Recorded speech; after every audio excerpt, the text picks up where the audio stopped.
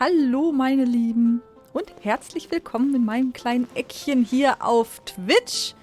Hashtag zu spät. Ja, doch schon so spät. Na sowas. Und herzlich willkommen an alle, die später auf YouTube hier reinschalten. Wie immer seht ihr die Timecodes für was immer wir auch heute treiben und es scheint bestimmt viel zu werden. Es gibt viele Events. Unten in der Beschreibung oder ihr verwendet die Kapitelauswahl. Ja, ich bin spät dran. Ist ja gut, Ron. Hallo, guten Abend. Aber es ist doch später geworden, als ich gedacht habe. Ich war eigentlich relativ pünktlich am Rechner. Nur die PlayStation 5 hat mich irgendwie veräppelt. Ich hatte den Kopierschutz angeschaltet, weil ich Blu-rays drauf geschaut habe und habe mich gewundert, warum jetzt kein Bild mehr kam. Dumm gelaufen. So, liebe Leute, das Laternenritual ist live. Es gab ein Update. Ich habe es rechtzeitig geladen. Yay! Und eigentlich, warum ich gerade so ein bisschen gewartet habe, war, es gab von Paimon so eine kleine Ankündigung. Ja, hier, Laternenritual, lass uns nach Lier gehen. Ich hatte gehofft, wenn ich das jetzt hier starte, das Spiel, dass das noch mehr kommt. Ich habe es dann wieder ausgemacht. Aber es kommt nur einmal. Schade. Okay. Auch nicht schlimm. Dann gucken wir mal. Was haben wir denn jetzt erstmal? Wir haben ganz viel. Wir haben wie immer ganz viel. Und wir gucken jetzt erstmal, dass wir hier uns unsere Erkundungsbelohnungen abholen. Und dann schauen wir uns den Rest an. Wie immer. So.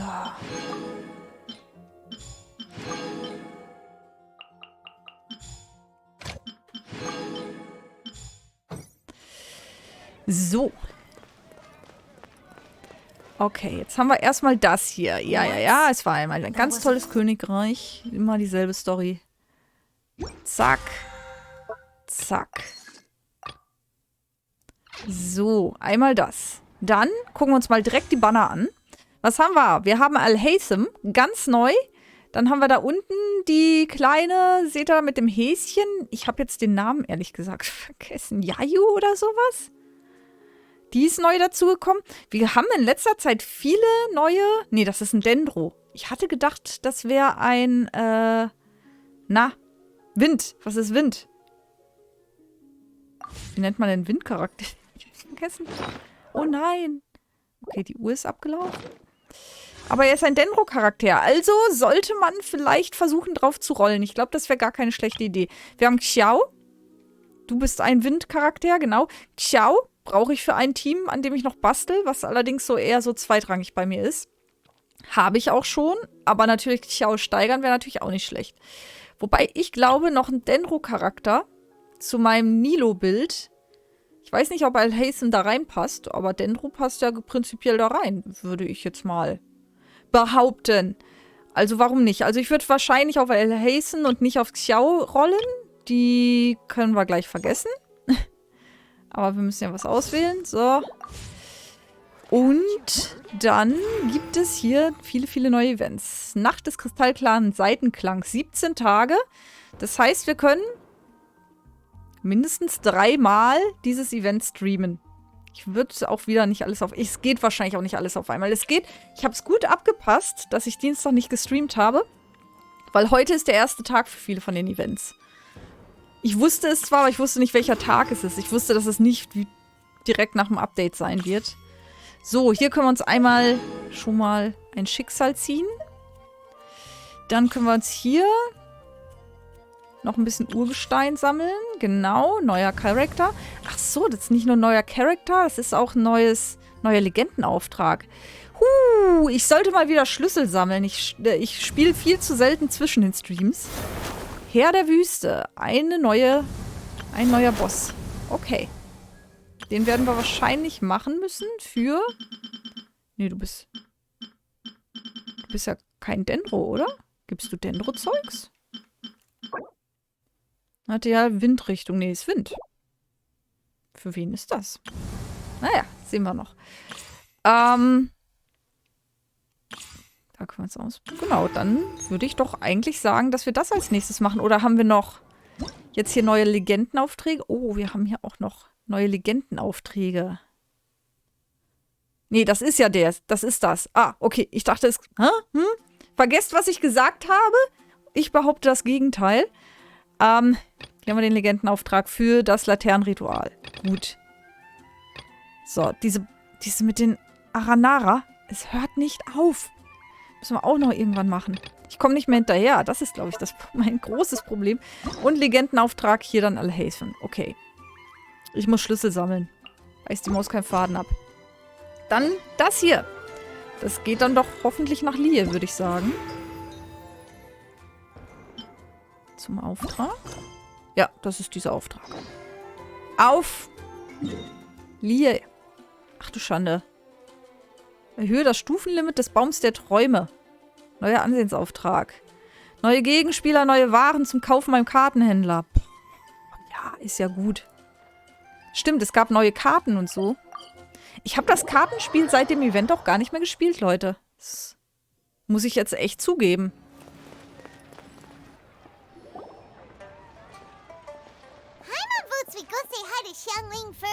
Oh ja, Essen.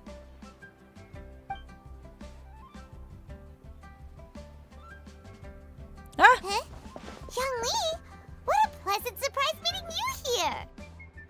Ich habe übrigens ein bisschen an den Audioeinstellungen getweakt. Ich weiß nicht, ob man den Unterschied hört. Ob es zu leise ist, ob es zu laut ist, ob das Mikro zu leise ist oder zu laut. Gameplay.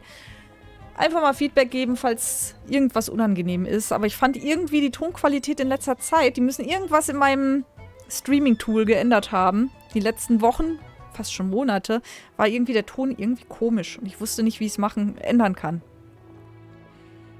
Oh, why the pleasure is all mine. It must be fate that brings us together in this place. How have you fared as of late? Auch insgesamt läuft's gut. Setbacks are inevitable over the course of a long journey. If you wish to share what's troubling you, allow me to lend my ear. There is no need to shoulder all burdens by yourself. Das ist aber nett. Danke euch, Zhongli. You are too kind. So, Zhongli, are you here to listen to stories over tea again? I had originally planned to set out after this last round of tea. However... Aber... I had planned to take a walk to Chingsa village and gather some nascent bamboo shoots, which are currently in season. A villager there once gave me a small sample, and they possessed a most excellent flavor. Huh? Nascent bamboo shoots? Why can't you just use normal bamboo shoots instead? Das ist sehr langweilig, das könnte ja jeder. Wait, Paimon knows. Because Zhongli prefers the finer things in life, right? Okay, Mr. Particular, let me guess. The nascent bamboo shoot has a uniquely tender texture and a delicate sweet taste that its normal cousin cannot match. Wie er so, ohne eine Miene zu verziehen, dieser Lästerei zuhört. An astute observation, Paimon. You know me well indeed. Lantern Rite is almost upon us, but besides the bamboo shoots, there are a few other items I have not yet procured from Director Hu's list. May I ask if you have already made arrangements for the days ahead? Well, we were planning to use the opportunity to say hi to some of our friends, but before we were able to figure out a schedule, we ran into you. Well then, might I invite you to imagine the sheer delight that is a soup cooked with the freshest nascent bamboo shoots in all the land. Generous cuts of pork belly and crisp, fragrant bamboo shoots placed together in the pot and left to simmer slowly for half a day. Ich fange bereits an zu sabbern. Oh. You're doing this on purpose, aren't you?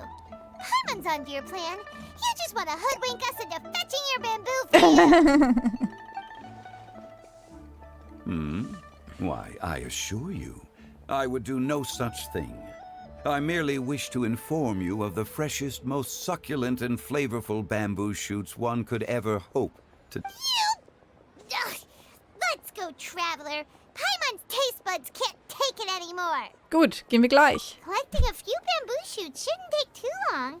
Paimon has got to get her hands on some of that soup. Such fine specimens are indeed well worth the excursion. Very well. I shall leave the bamboo shoots to you. Should you have the good fortune to find some, please share them with me as well. See? Paimon knew he was just bamboozling. Du hast doch damit angefangen. However, there is no need to rush. The streets of Liu will be bustling with visitors and filled with all manner of celebrations during the festive period. By all means, go wherever your interests lead you. The nascent bamboo shoots would be but a wonderful final touch to a most exceptional feast.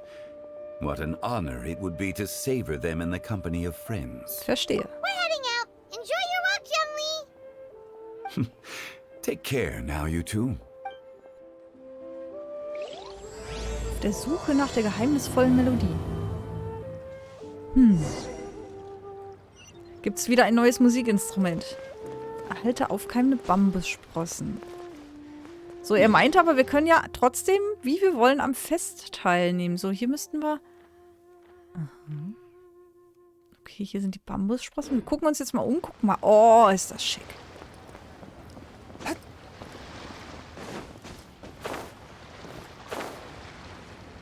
Ist das schön. So, können wir jetzt schon hier irgendwie Festlichkeit sammeln und alles? Ich mag ja dieses Event. Das ist eins meiner Lieblingsevents hier. Gut, das ist auch eins der wenigen wirklich wiederkehrenden Events. Nee, ich kann aber noch nichts machen. Ich muss das anscheinend tun. Aber komm, wir schauen uns mal ein bisschen hier. Ach, ist das schön. Haben sie wieder hier die schöne Deko aufgestellt. Oh. Feuerwerk? Ich höre es, aber ich sehe es nicht. Stimmt, letztes Mal gab es Feuerwerk als Feature, ne? So, dann... Ach, ist ja direkt neben dem Teleport. Das ist doch perfekt.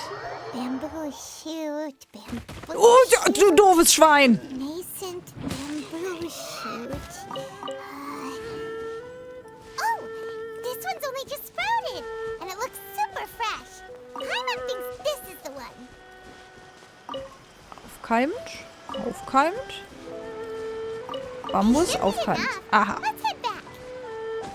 Nee. Help! Did you hear that? Someone's calling for help. Ach, da ist der neue It's coming Charakter. from over there.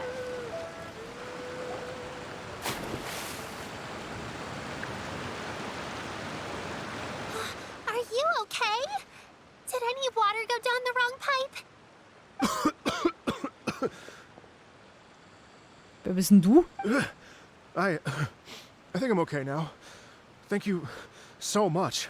That was scary. Well, at least you're all right. All thanks to your savior here. Oh, a little girl? Greetings, everyone. Yao, Yao hieß My sie. name is Okay. Yao Yao. It's a pleasure to make your acquaintance.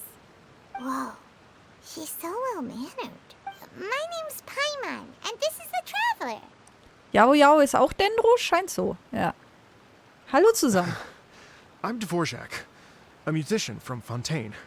Oh, dann muss ich mir Yao Yao und Alhaven mal besorgen. Und dann gucken, ob das zu meiner Nilo irgendwie passt. I came Vielleicht soll through ich auch Stone erst Gate gucken, ob es intending passt. to head towards Liyue Harbor, but then I became captivated by the beautiful scenery. And before long, I was completely lost. Just now, I was so mesmerized by the waterfall that I slipped and fell into the water.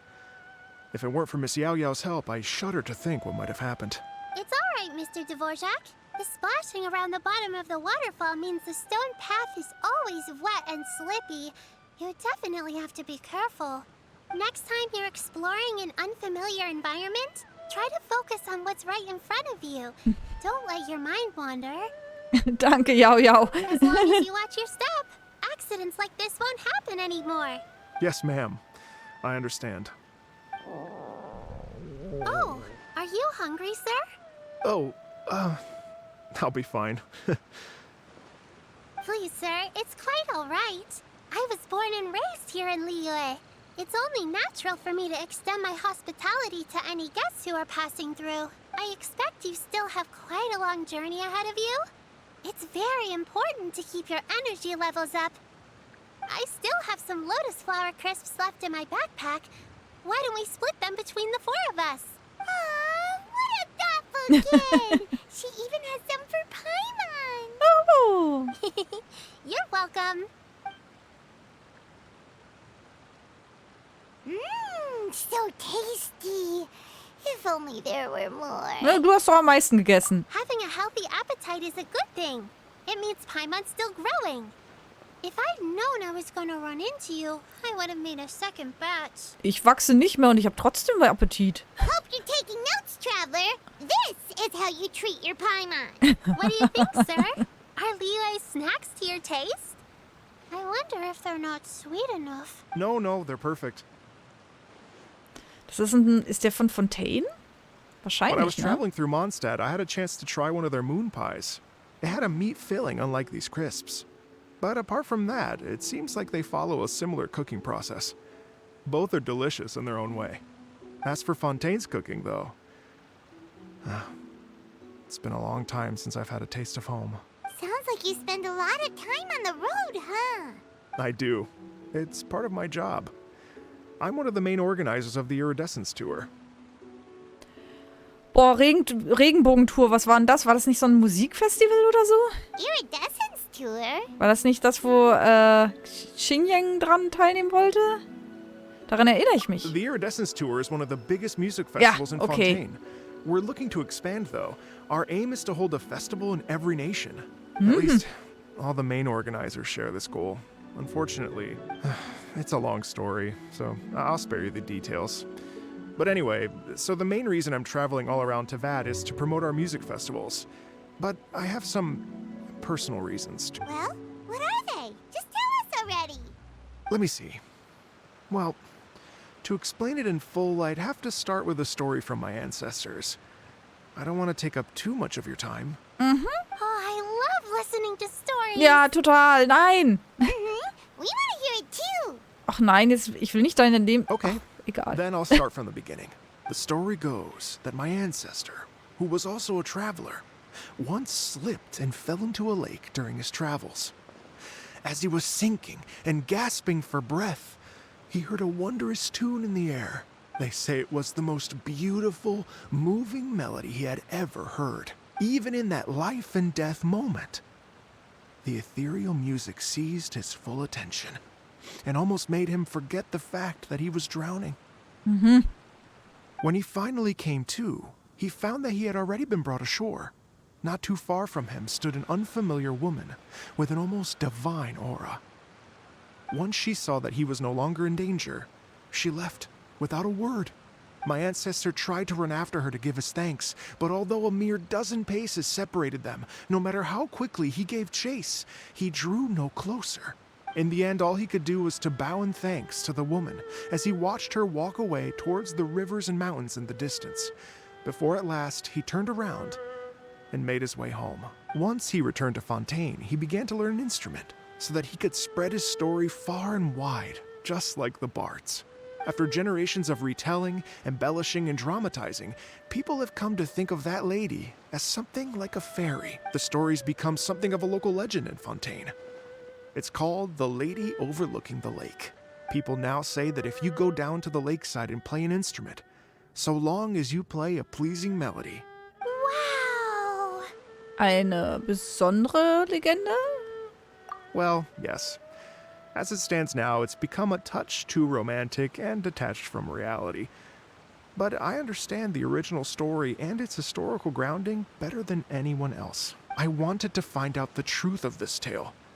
So I decided to retrace my ancestors' steps and search for that lady's modern-day descendants. Of course, there's no way of knowing where my ancestor fell into the lake all those years ago. So I always knew that the search would be akin to looking for a needle in a haystack. I've spent many years on the road now, and I'm nowhere near as fit as I was in my youth. The wish that I've spent half my life chasing after has now become something of an obsession. I haven't lived half of my life yet, but still, I understand how you must feel. Heimat too! It's like... imagine if you saved the center of a lotus flower crisp, which is the best part, by the way, because you wanted to eat it another day. But then suddenly, sploosh! It falls into the water, never to be seen again! Was für ein treffendes Beispiel oder gleichendes Paimon. Heimat would definitely remember that for the rest of her life. There's no need to feel sorry for me. I've made some progress over the years. For example, I've concluded that the story must have taken place in Liyue. Oh, so you finally found a lead? Yes, in fact, that's an intriguing story in and of itself. I'd always known that Mondstadt is the city of song and freedom. But more recently, I heard that the Animal Archon returned to Mondstadt for a festival in the fall, and learned that he himself is a patron deity of music. So I prayed for the Animal Archon's guidance in the Mondstadt Cathedral, and as soon as I set foot back outside the front gate, I noticed a cluster of leaves being blown in the wind further and further west, towards Stone Gate. A friendly local told me that this meant the wind was guiding me in the direction of Liyue. So I followed their advice and made my way here. Und dieser Ort befindet sich wirklich in Liyue. Right? You get it. I knew I'd find someone that agrees with me eventually. Are you sure? It sounds a bit too much like one of those fake legends told by those treasure hoarder guys to scam gullible grannies from Jingsa Village. Oh, wie gemein. Rex Lapis has returned to the world. Just give me some incense and a little more towards the travel fees, and I will pass your gift on to the Lord of Geo and ask him to keep you and your family safe and well. And so on and so on. Don't worry, Yao Yao. We have a lot of experience with deciphering omens and anyway, you only got scammed if you handed over more of, right? Actually, to express my gratitude, I did spend rather a lot of mora on several bottles of fine wine, which I left at the statues of the Seven along the way. Gut, ich glaube, das ist ein bisschen was anderes. Oh dear.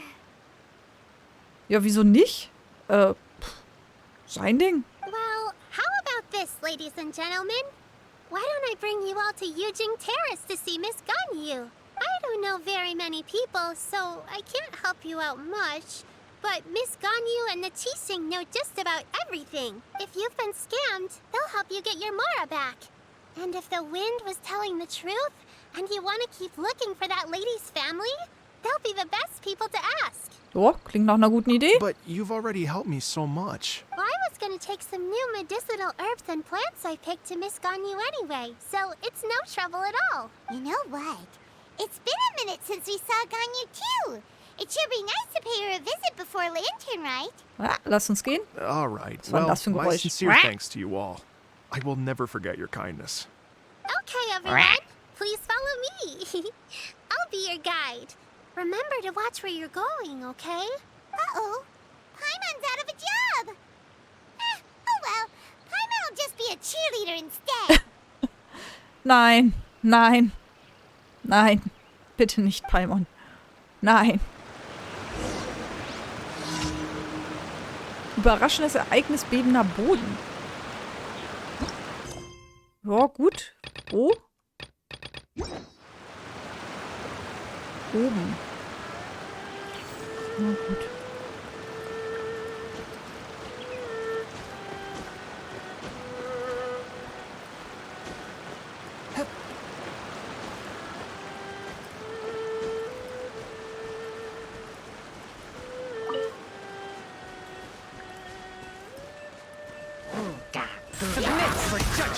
Ping, kaputt.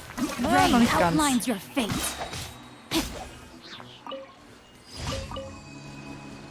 Gut, jetzt können wir zurück.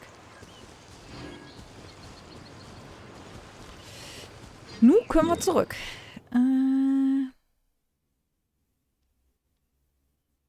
Zum Eingang.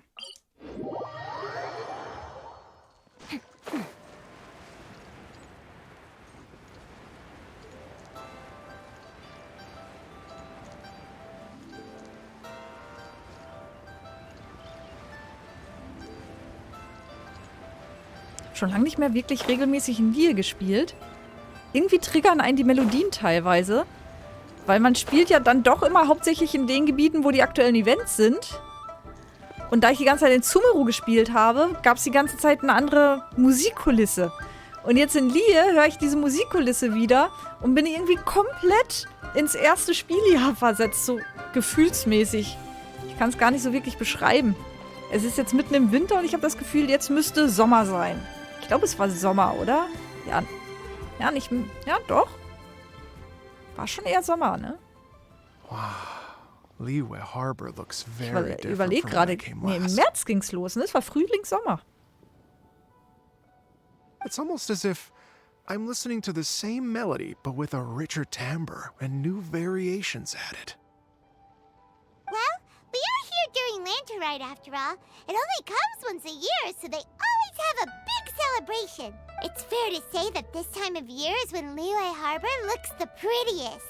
Great. Let's go and check it out. I can't wait to get into the city and see it all up close for myself. The streets are breathtaking. Smiles and laughter everywhere I look. It's contagious. I can almost feel the music in the air. I have the urge to start waving my conductor's baton. I'm glad that you're enjoying the city. Ist aber langsam unterwegs.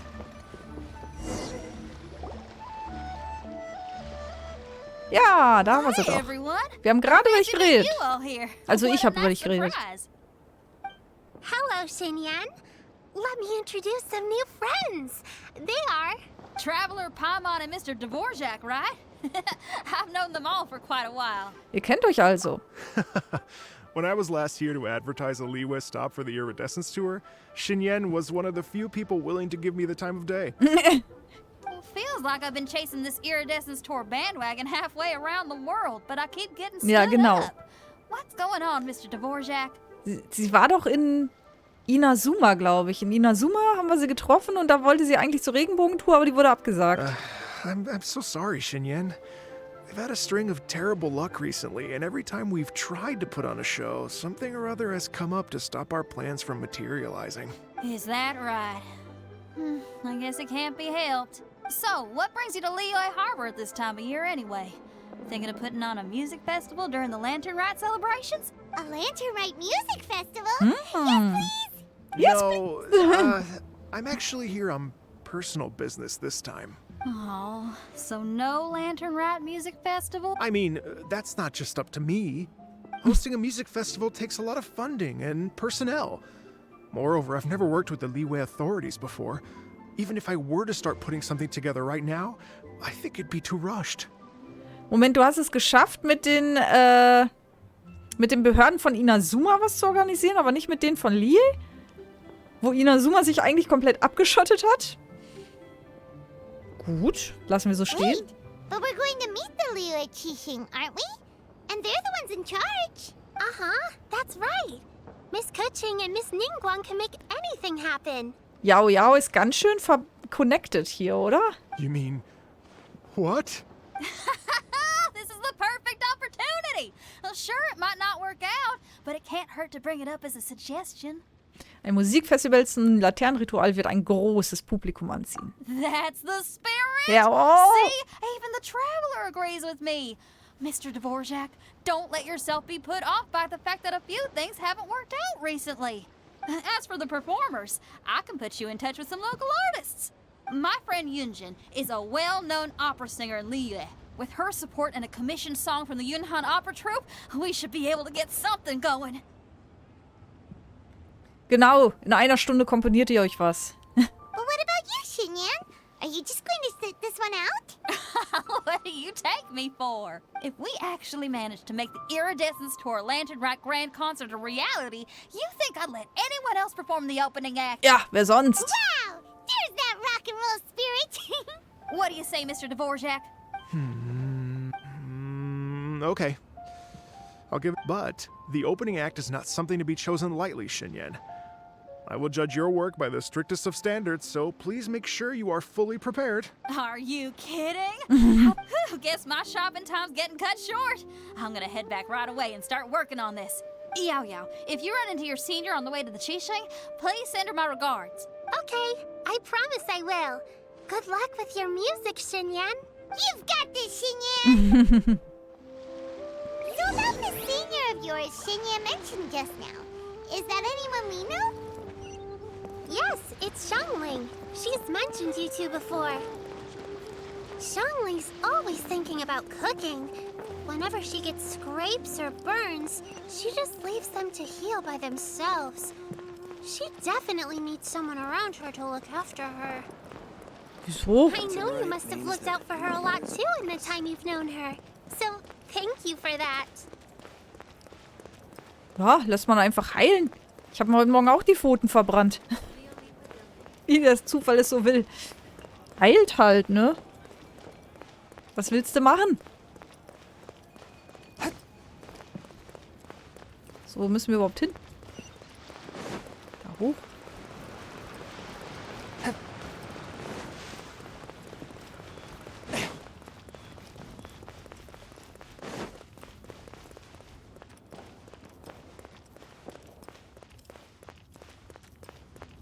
So, und jetzt gehen in die Nähe der Yujing-Terrasse. Ja, in der Nähe bin ich. Kann ich gleich mal auch ein bisschen hier was ernten? Auch wenn ich das gar nicht mehr so oft brauche. Aber wer weiß. Ey! Oh, it's Master. Is it okay if I go and say hi to her? Natürlich.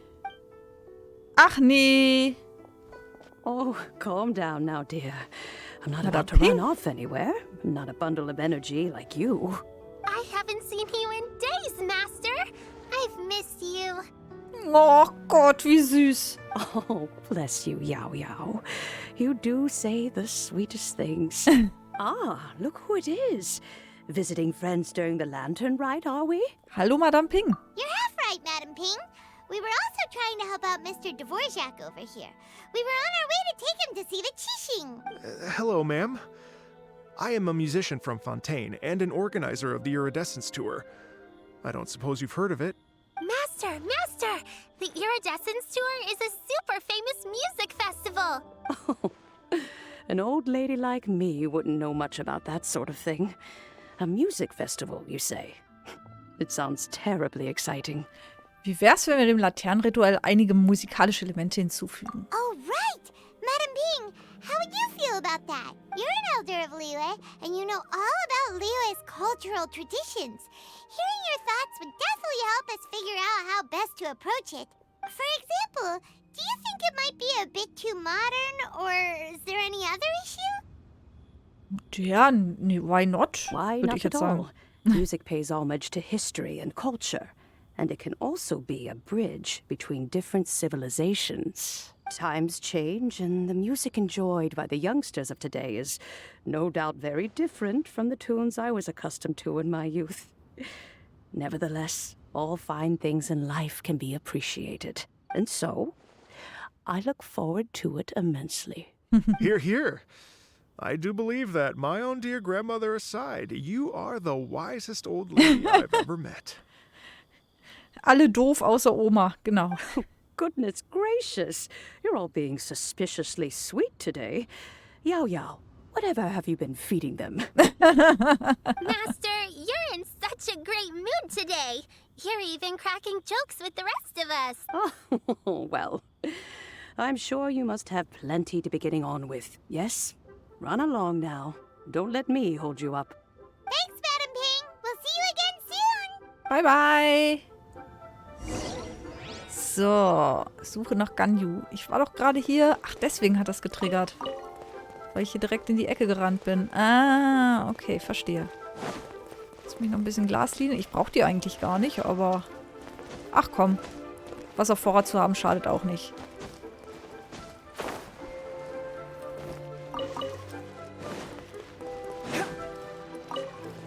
So. Gehe zu Yujing-Terrasse und suche nach Ganyu. Okay, Ganyu. Ist auch Lotus. Oh, oh, nein. Nein! Ich bin tot. Hat eine Weile gebraucht, um es zu merken. Mist. Klassiker.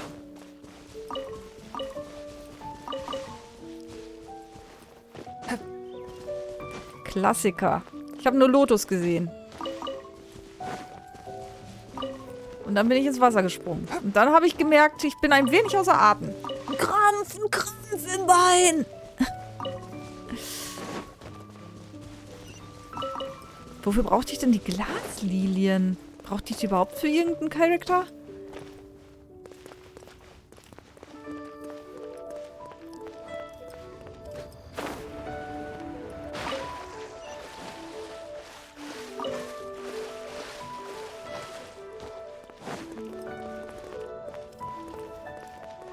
Jetzt ist hier kein Lotus? Nur das eine Ding? Na gut.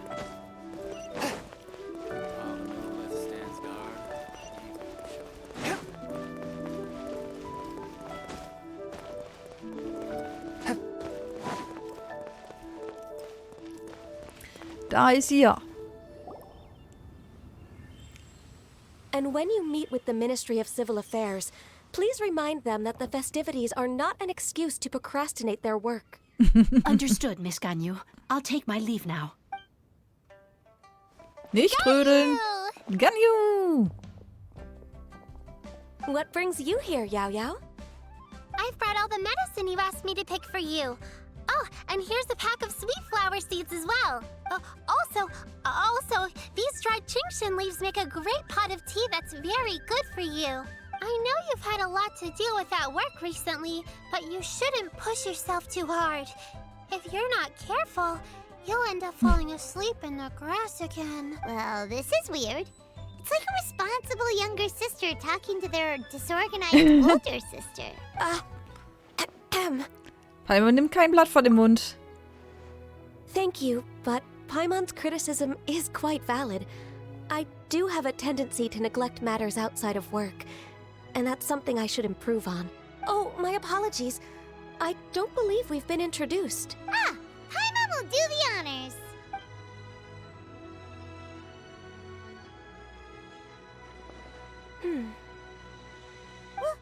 What's wrong? Did Paimon go over everything a bit too fast? It's definitely an ambitious plan. If there's anything you didn't quite catch, Paimon's more than happy to go over it again. It may be a little difficult to make this happen. Oh? Well, the Lantern Rite is the most important festival of the year. Our celebrations must not only be visually spectacular, but also appeal to the tastes of Liyue citizens from all walks of life. Kein Problem, dann spielen wir Schlager, Rock'n'Roll und, keine Ahnung, Punk. The Iridescence Tour is relatively unknown in Liyue. It's difficult to predict how a brand new show will be received. It would be quite risky for us to bet everything on this one music festival. All very valid points. Therefore, we will not replace or cancel any of our pre-existing program. However, I will submit a proposal requesting to put the Iridescence Tour special performance as the final act of this year's festivities. Some live music will certainly add to the festive atmosphere on the night of the Lantern Rite. As for the venue, let's reserve a space at the docks. Stattdessen ist es dann das Sahnehäubchen auf dem Kuchen. Yes, my thoughts precisely. Now I just need to take some time to give this proposal some polish. As long as I clearly lay out the pros and cons, and highlight the key points of the proposal, given that Ping and the Traveler have both given the idea their blessing, I'm confident that Qixing will be sure to give it serious consideration. Mr. Dvorak, I will need to discuss with you the number of musicians who will be coming to Liyue, as well as their catering and accommodation requirements. Oh, yes, certainly. Let's step to the side and discuss further. Wenn das so spontan geht, ich meine, das läuft ja schon, die haben ja schon As soon as geschmückt. there's work to do, Ganyu's as diligent as ever. I couldn't agree more. Master once said that everyone has things that they are good at and things that they are less good at. So, with that in mind, Ganyu shouldn't feel compelled to become perfect at absolutely everything. I'm good at taking care of people, so that can be left to me. Wow. Hey, Yao-Yao, can you take care of Paimon too? Paimon's getting hungry again. Paimon sei nicht unerzogen. I'm afraid my backpack's empty now, but if you let me know what you like, I can bring you some of your favorite dishes next time we meet. Apart from lotus flower crisps, what else do you like? Anything sweet. Anything that's made from slimes. Here's what I've drafted so far. No, this is excellent. I'm racking my brains, but I don't think you've missed a single thing. Perfect. Then we'll leave it as is. I'll go make an official copy. Oh, perfect Vertrag, timing. oder? We were just wrapping up our discussion here. Okay, so effizient. Not at all. Every second counts for a complex proposal such as this. I will inform the Qixing of this development immediately. Please give me a moment to pass on the message. Yao Yao, thank you for bringing my herbs. I will make sure to take them. Remember to make tea from them first, Ganyu. Das ist Tee. You mustn't just chew them raw. Ich wollte gerade sagen. Ein bisschen staubig. I will. Okay, I should be getting back. If Yao-Yao stays out for too long, Mom and Dad will be worried too. Everyone, I'm sure that the music festival will go off without a hitch, so don't worry. And in case I don't see you before, I wish you all a very happy Lantern Rite. Thank you, Yao Yao. Happy Lantern Rite to you. We should go get dinner together sometime. Okay, warte hier für 2 Stunden. Warten wir. Oh, es gab Post. Ah, ja, Urgestein. Ja, stimmt ja. Es gab ja ein Update. Was gab's beim Händler? Ah, die neue Figurenzierde. Es wird noch eine für Lisa geben. Die finde ich ziemlich cool. Die steht dir voll gut. Die gefällt mir auch. Und die gibt's gratis. Hoho, für ein Event. Ich freue mich drauf. Hier, Xiangling. Dann könnte ich die, glaube ich, jetzt auf Maximum bringen. Wäre eine Überlegung wert. Wäre eine Überlegung wert. Aber Xiangling gibt es auch oft einfach so. Von daher, weiß nicht. So, 2 Stunden warten. Schon wieder verträumt hier. So, nee, das war mehr als 2 Stunden. Wo starten wir denn? 16, 14, 18, 35. Passt.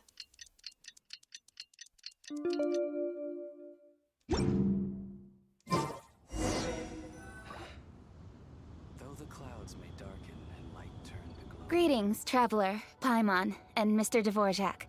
Call me Kuching. Die haben mich jetzt echt 2 Stunden hier stehen Ganyu lassen? has brought me up to speed on everything. I'll get straight to the point. The Qixing have approved Ganyu's proposal. Over the next few days, I will be working with Mr. Dvorak on behalf of the Qixing to facilitate the organization of this concert. Yay! That's awesome! So sehr effizient. Please. The Qixing have a duty to deal with matters such as these. We have merely moved things forward to the next step. On a more personal note, I am an avid supporter of all things new and innovative. As such, it is my privilege to work with you on this exciting project. Thank you so much, Kuching. I'd become quite discouraged after our recent failures and was expecting the same outcome once again, so I didn't dare to get my hopes up. Never in my wildest dreams could I have imagined this going so smoothly. Right. Time for me to call in the performers. To stage a concert at a high-profile event like this is a rare opportunity. We'll make sure it's a night to remember. Jetzt Parade von ganz vielen neuen Charakteren, die man noch nicht ziehen kann. Yes! Our music band's Wahrscheinlich finally nicht, getting aber fired up! wäre schon cool, oder? Wäre schon eine Aktion. Yes, indeed. I know exactly what I'm doing from here. For a musician, music will always be the language they are most fluent in. Was ist mit der Geschichte deiner Vorfahren? Oh, that. Well, that can wait for another time. Ja. Erstmal winkt das Geld. Oh, Ganyu? What's wrong? They told me all about Mr. Dvorak's situation, but I was so engrossed in drafting the proposal that I forgot all about it. Oh, that's quite all right. I don't even know what the person I'm trying to find looks like, so it was always going to be a long shot. Don't worry about me, Ganyu. Your time and energy are needed elsewhere. I'm sure you already have plenty to deal with between this concert and everything else going on during the Lantern Rite. Thanks. It was just that I had a few initial thoughts when I heard your story. For instance, I Ja. wonder if this lady your ancestor met might have been an adeptus. What do you think? Da die Leute denken, es wäre eine Fee, das könnte zumindest eine Möglichkeit sein. To tell you the truth, Mr. Dvorak, I am somewhat related to the Adepti myself. I am part human and part Qilin. The Qilin is an illuminated beast. I know how important your quest to get in touch with your roots must be to you, because I've been there myself before, trying to find out where I belonged. Did you say the Adepti? And you're illuminated beast? Part Qilin? Are you telling me all the rumors of the Liyue Adepti are real? So it's not just artistic license? Künstlerische Verarbeitungen. You bet they're real! Trying to track them down is tough, though. Like Julian Karst itself. There's nothing specifically stopping you from going there, but getting in and out of there is quite an ordeal. Yes, Anyway, if you're looking to uncover a lost melody or shine light on a forgotten aspect of Liyue's cultural history, I'm probably not the best person to ask. But if it's a person you're looking for, then I just might be able to help. I see. I think I understand the situation now. In that case, Ganyu, shall we divide the work between us? Yes, that was also my thought. Great.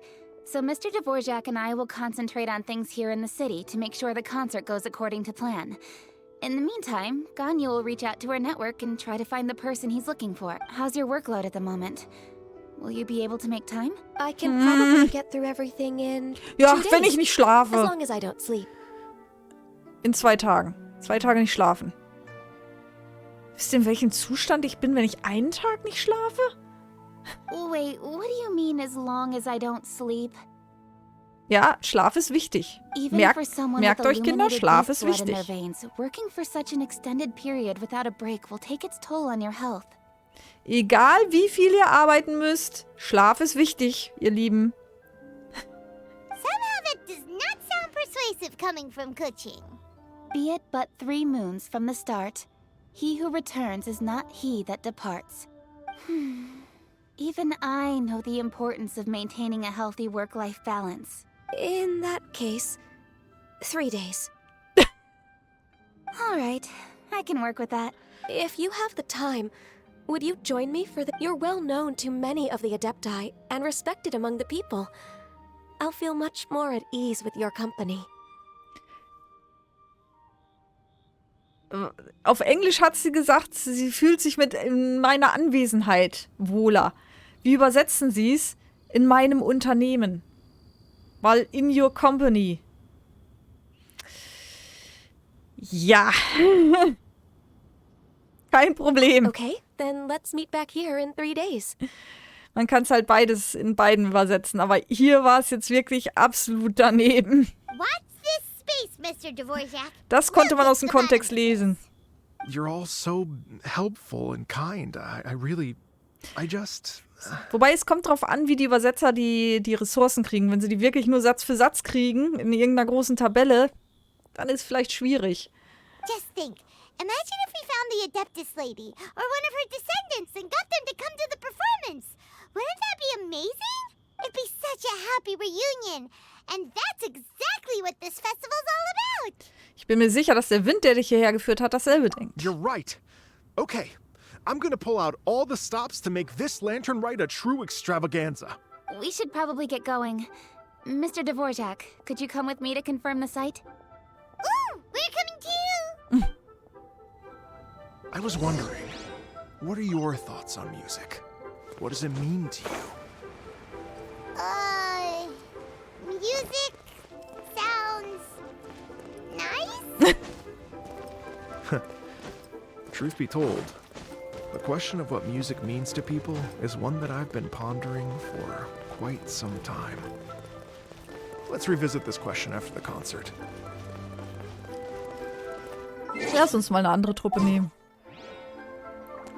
Die hier habe ich schon so lange verwendet. Jula hatten wir letztes Mal. Dann nehmen wir doch mal wieder die Nino-Truppe. Da habe ich ein bisschen an den Talisman noch gegrindet, aber auch nur ein ganz kleines bisschen. Vor allem bei Collie habe ich ein bisschen noch rausgeholt. Ein ganz kleines bisschen.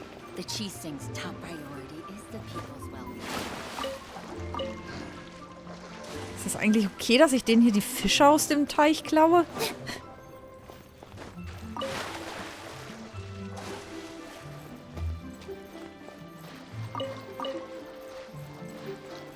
Hä? Waren hier nicht 2 Lotusfrüchte? Nein? Okay.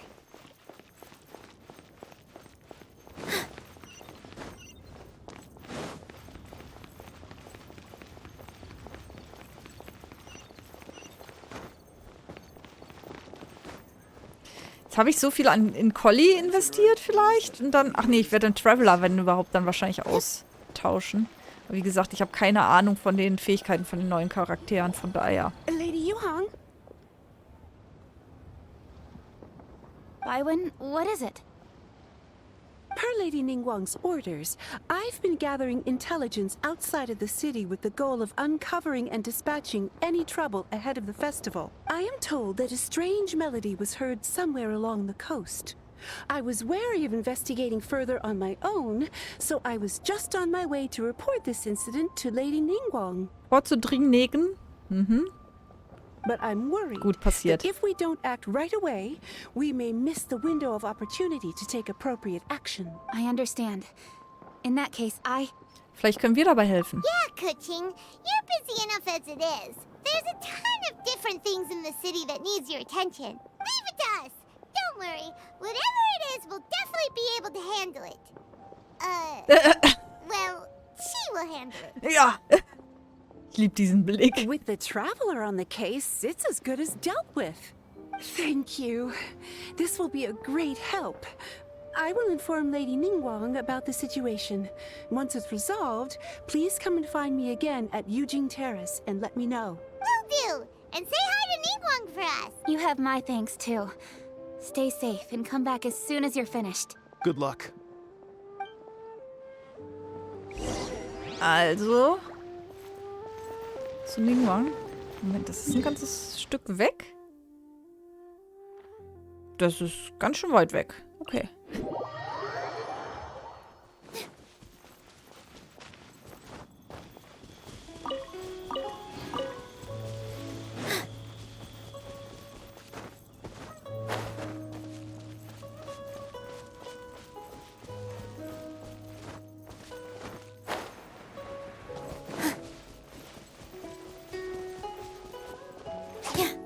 Quatsch.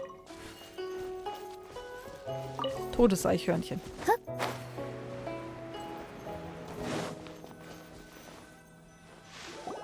Byron said the strange tune was coming from around here, right? But Byron doesn't hear anything. Nee, nicht zu Ningguang. Wir sollen uns um den Sound kümmern. I Okay. was just wondering who in their right mind would come out to a place like this. Wieder nur halb So. mitgedacht. It's you two. Edelmann? How'd you sneak up on us like that? You nearly gave Paimon a heart attack. Du schwebst. You look pretty alive to me. Can't have spooked you that bad. Fair enough. Weißt du etwas über die seltsame Melodie? Ah, you're here for that too? Saves me a bit of explaining. Come with me. I've already reconned the perimeter, so we should be safe. Unter die Suche die Spuren. Gibt's Spuren? Ah.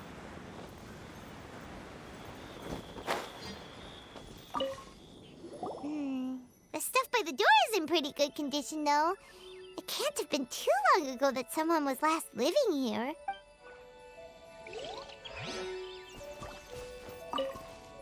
This place is completely empty. There's nothing valuable left here at all. Klopf, klopf. Jemand zu Hause? Na?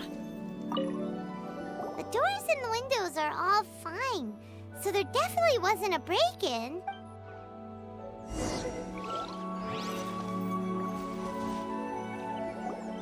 How strange. It looks like it's been looted, except for the fact that there's no sign of a struggle. The bad guys could have sneaked in while the owner was gone, but then how do you explain why the door and windows are intact? Seems you've done a pretty thorough inspection. So, any theories on what might have happened here? Jemand hatte Angst und ist überstürzt ausgezogen? Daylon, you didn't hide some of the evidence from us on purpose, did you? Why would I make this more difficult for you? We're on the same side here. Okay, well, Paimon gives up then. Paimon's got nothing. What about you? Give up as well? Es muss etwas mit der Melodie zu tun Your haben. instincts are pretty good. Or perhaps it's not instinct. The strange melody is one of the few pieces of information you have available after all. Let me share a folk story with you. A long time ago, there used to be a group of bandits in the Liyue countryside who would sound a horn every time they were about to raid a village. But it wasn't a rallying cry to rouse their fellow men. It was a disconcerting tune, meant to intimidate the weak and warn them of their impending doom. To escape with their lives, the villagers would abandon their homes and flee overnight. taking only their most valuable belongings with them. Everything else was left behind. Hey, ich bin gut. So ungefähr. The bandits were eventually brought to justice, but the fear and trauma remained in the villagers' hearts. Whenever they heard that melody, they would feel like their lives were in danger once again, and flee immediately. The culprit of this crime exploited that very fear to get access to this house without having to force their way in. That's quite the story. The victims obviously will have gotten quite a fright, but at least they won't be in any great danger. The important thing now is to find this copycat criminal. Vielleicht können wir den Elementarblick benutzen? On any other day, that'd probably be a good idea. Na Unfortunately, gut, dann halt die it's not gonna Fußabdrücke. work today. Take a look around and you'll see what I mean. This criminal is clearly well-versed both in using music to commit crimes and in making a clean getaway. Not only did they stay off the muddy road to avoid leaving footprints, it looks like they were also careful not to bring any gadgets with so much as a trace of elemental energy. Unfortunately for them, I'm one of the best trackers in the business. They're not about to get away with their little scheme on my watch. So basically, if we want to find the culprit, we just need to follow Yelan. Ja, dann. Wir könnten mal ein bisschen Bambus sammeln, wenn wir hier schon sind in der Ecke. Fällt mir mal so ein. Naja. As long as you can keep up. Since the culprit's trying to be cautious and low risk, I'll bet they left through an area with some vegetation for cover, but not so much that it would slow them down. Aha. Das heißt...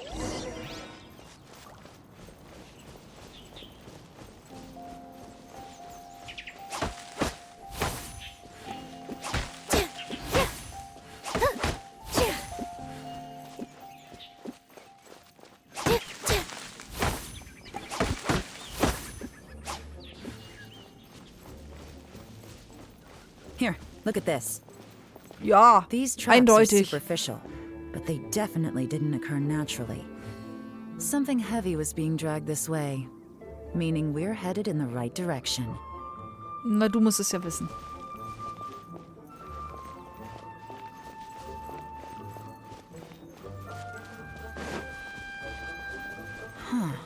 Their pace has increased. Normally, people carrying a heavy load slow down as their journey goes on and they start to tire.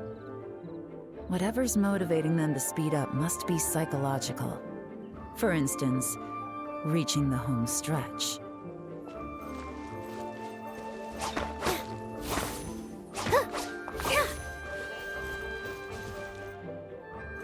Ja, kommst du jetzt oder was? Wartet die da einfach in der Ecke?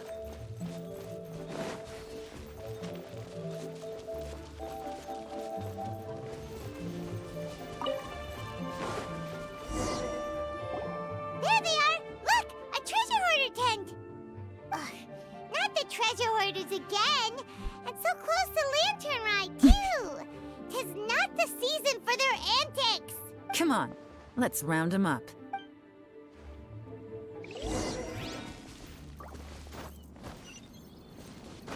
Na, ob das so gut ist, ob ich jetzt mit meinem nicht so wirklich maximal starken Team da reinzugehen? Wir versuchen's.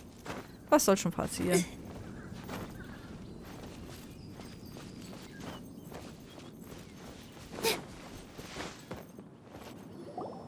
Hey!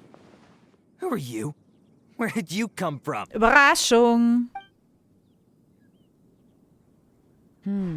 The evidence is conclusive. Okay, confess and we'll go easy on you. My patience is running low. You kidding me? You think I'm scared of you? Perhaps not. Ach, jetzt spiele ich nur mit Yelan. Dann habe ich mir umsonst Sorgen gemacht. Curses. Seems like you're not all talk after all. There's no going back now. Better up my game. Mit Messern werfen ist gefährlich. Mercy! Have mercy! Oh, it's a little late for that. I've come this far, I might as well finish the job. I surrender! I surrender, please! I'll do whatever you say. Please have mercy. Tell us everything. You have one chance. And I'm warning you. Don't make me ask twice. I won't, I swear. So Lantern Right's nearly here, and like a lot of people, I wanted to buy a few nice things. I know I'm with the treasure hoarders and everything, but I don't really have any kind of experience with robbing people and whatnot. So Wow, you're really going to complain to us about that? no, not at all. I'm just telling it how it is. Okay. Continue. I racked my brains trying to think of what I could do, and eventually I remembered something from back when I was a kid. The bandits would blow their horn, and my grandma would grab us kids and run. I remember the tune, so I figured I'd try it for myself. I mean, just to see what would happen. At first, anyway, I seriously didn't expect that family to pack up and leave. Stell dir mal vor, du pfeifst das einfach nach und plötzlich stürmen die so aus dem Haus. But they did. And they just left all their stuff right there for the taking. It was too easy. It was completely wrong of me. I know that now. I'll return everything that I took. It's all still in perfect condition. It'll be like it was never gone. Give you a chance, huh? Sounds to me like you'd rather strike some kind of a deal than spend Lantern Right behind bars. Yes? Ja. Yes? You know how to bargain, I'll give you that. It's just a pity that you didn't confess at the first opportunity. You'll have to take a walk with me. Once we've returned the goods, we'll find the owner of the house, and you can apologize to them in person. After that, I'll escort you to the Ministry of Civil Affairs. You know, as a former victim of this kind of crime yourself, I doubt anyone understands the fear you inflicted quite as well as you do. Does your greed matter more to you than your fear? More to the point, if you can play a tune from memory, don't you think you should be capable of making an honest living? You mean... That's enough hints for you. You'll have plenty of time to reflect on all of this yourself. There's not much left to wrap up, so I'll take it from here. Guess this is where I'll say goodbye. Sehr beeindruckt, Elan. Das war's dann mit dem Tune? Okay. Is there something else? I'm still not sure how you first got your hands on this information. So play it safe when you get back. Don't mention to anyone that you ran into me out here. Na, Ningguang können wir es doch sagen, oder? You helped a lot with the investigation and arrest anyway, so it's perfectly fair for you to get all the credit. Just take it. It works better for me, too. Okay. See you when I see you. And happy Lantern Right. Yeon's such a pro at this. With her taking it from here, it's as good as resolved. Whoosh! Random event, a strange melody, complete. Although, it's kind of a shame that we never got that treasure hoarder guy to play the melody again. Ich bin auch neugierig. Right? How could anyone not be? When we were chatting with Mr. Dvorak, music seemed like such a positive thing. And most music is, right? It can help us relax, feel all warm and fuzzy, recall happy memories, or even just think happy thoughts. I would never imagine that music could be used to commit crimes. Es kommt auf die Gedanken des Benutzers an. Es gibt ein paar Lieder, die mich auch triggern. Oh, really? Huh. Makes sense. Paimon's musical understanding improves again. Well, anyway, now that everything's resolved, let's get back to Liyue Harbor. Byron's still waiting for us with our random event rewards. Also zurück.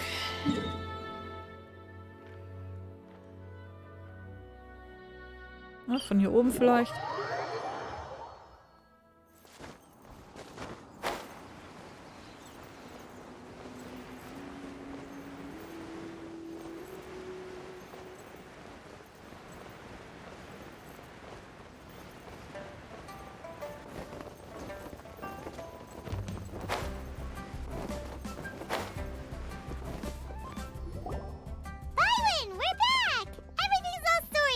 That's great news. Oh, please wait here a moment if you would be so kind. Lady Ningguang instructed me to advise her upon your return.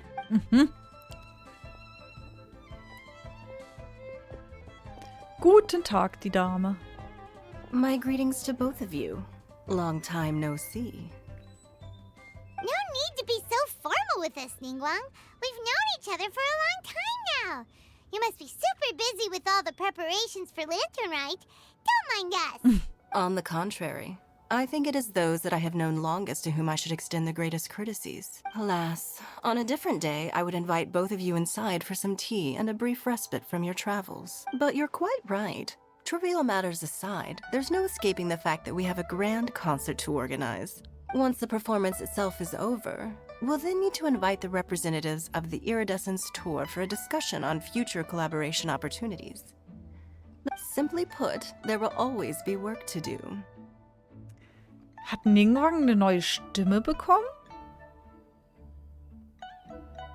Ich finde, irgendwie klingt die anders. Oh, you're already thinking that far ahead? Well, we can discuss more current affairs if you'd prefer.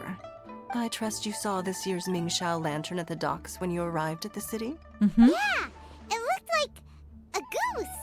Which Adeptus is it modeled on this time? Sea Gazer. I believe you're familiar with the name. Legend holds that he was free-spirited and easygoing. People described him as a cheerful soul and a loyal friend. Ich erinnere mich. On this marvelous lantern rite, we pray that the fallen heroes may be guided home. If the sound of music can flow like the rivers and streams into every corner of the land, perhaps the souls of those who have gone before us will hear the song of a new era. I wonder whether the melodies will be to their liking. Oh, they're gonna love them. I'm sure of it. At least, if the guy you mentioned is anything to go by, the Adepti and heroes of the past sound like a positive and free-spirited, cheerful bunch. They're sure to be open to new music. Well, let's hope so. I heard that you'll be going on a search with Ganyu to find the descendants of a fairy lady from a Fontaine legend. I'm sure this quest to uncover the truth behind an ancient story will turn into a most charming tale. Do share it with me, won't you? Abgemacht. Ach, das war's schon. Okay.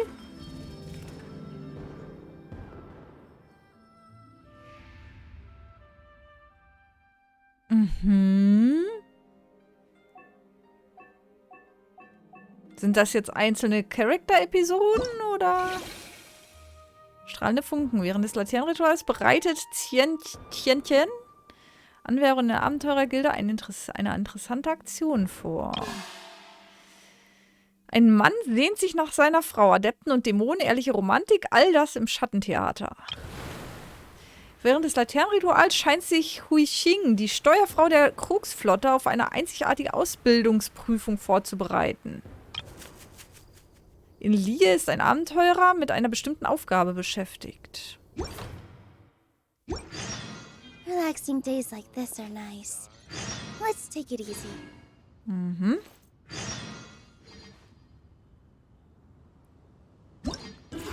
Das heißt, Festanekdoten. Die ist abgeschlossen und die nächste wäre morgen erst verfügbar. Oder übermorgen. Ein Tag? Ja, eher morgen. Das heißt, hier können wir noch gar nicht weitermachen. Festlichkeit können wir sammeln. Ah. Sobald du 800 kannst du eine Figur in die Truppe einladen. Ich könnte also Yao Yao einladen. Xiangling. Ha, wo ich doch vorhin überlegt habe, ob ich die kaufe im Shop. Ich könnte sie auch einladen. Baidu könnte ich brauchen. Xingsha habe ich schon. Ningguang ist, glaube ich, auch schon fast vollständig. Shongyun habe ich komplett. Wow, das ist Auswahl. Also Baidu, Xiangling oder Yao Yao wären so meine heißen Kandidaten. Vielleicht auch noch Ningguang.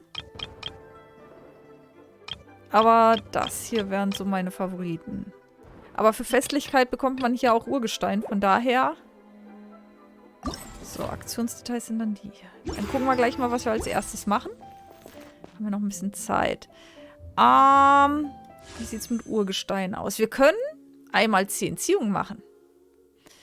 Du gehst schon früh ins Bett, Tron? Na dann, gute Nacht dir und schlaf schön. Hab einen guten Tag morgen. Ist ja bald Wochenende. So, Einmal 10 Ziehungen auf Alhaven, würde ich sagen, oder? Müssen wir nicht mal ein Gebet für einsetzen? Aber ich glaube, das wird automatisch eingesetzt. Dann, liebe Leute, einmal Daumen drücken, 10 Gebete. Allhelfen. Jawohl. Achtung, 3, 2, 1. Nee. Okay, jau, jau. Dann wäre die Entscheidung schon mal einfach bei dem anderen, weil dann jau, jau rausfällt.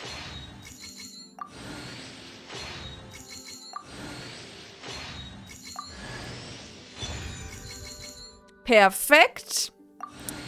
Perfekt.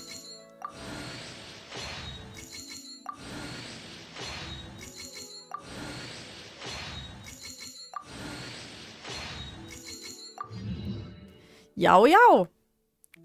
Hallöchen. Sehr schön. Dann muss ich mich darum nicht kümmern. Dann muss ich dafür meine Auswahl nicht einlösen.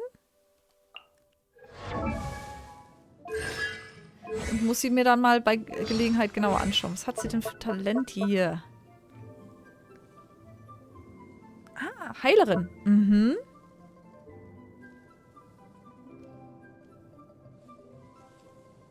Und Kristallschmetterlinge werden nicht aufgescheucht. Okay, das ist bei vielen von den kleineren Charakteren so. Muss ich mir mal anschauen. Stimmt, sie war eine Heilerin irgendwie. Moment, das ist gar nicht so schlecht für mein Nilo-Team, weil bisher musste ich ja die Kokomi, die Sangonomia mit reinnehmen oder halt irgendeinen Heiler möglichst, weil ja mein Schaden mit dem Schaden gestiegen ist, den ich selber genommen habe. Also brauchte man einen Heiler da drin.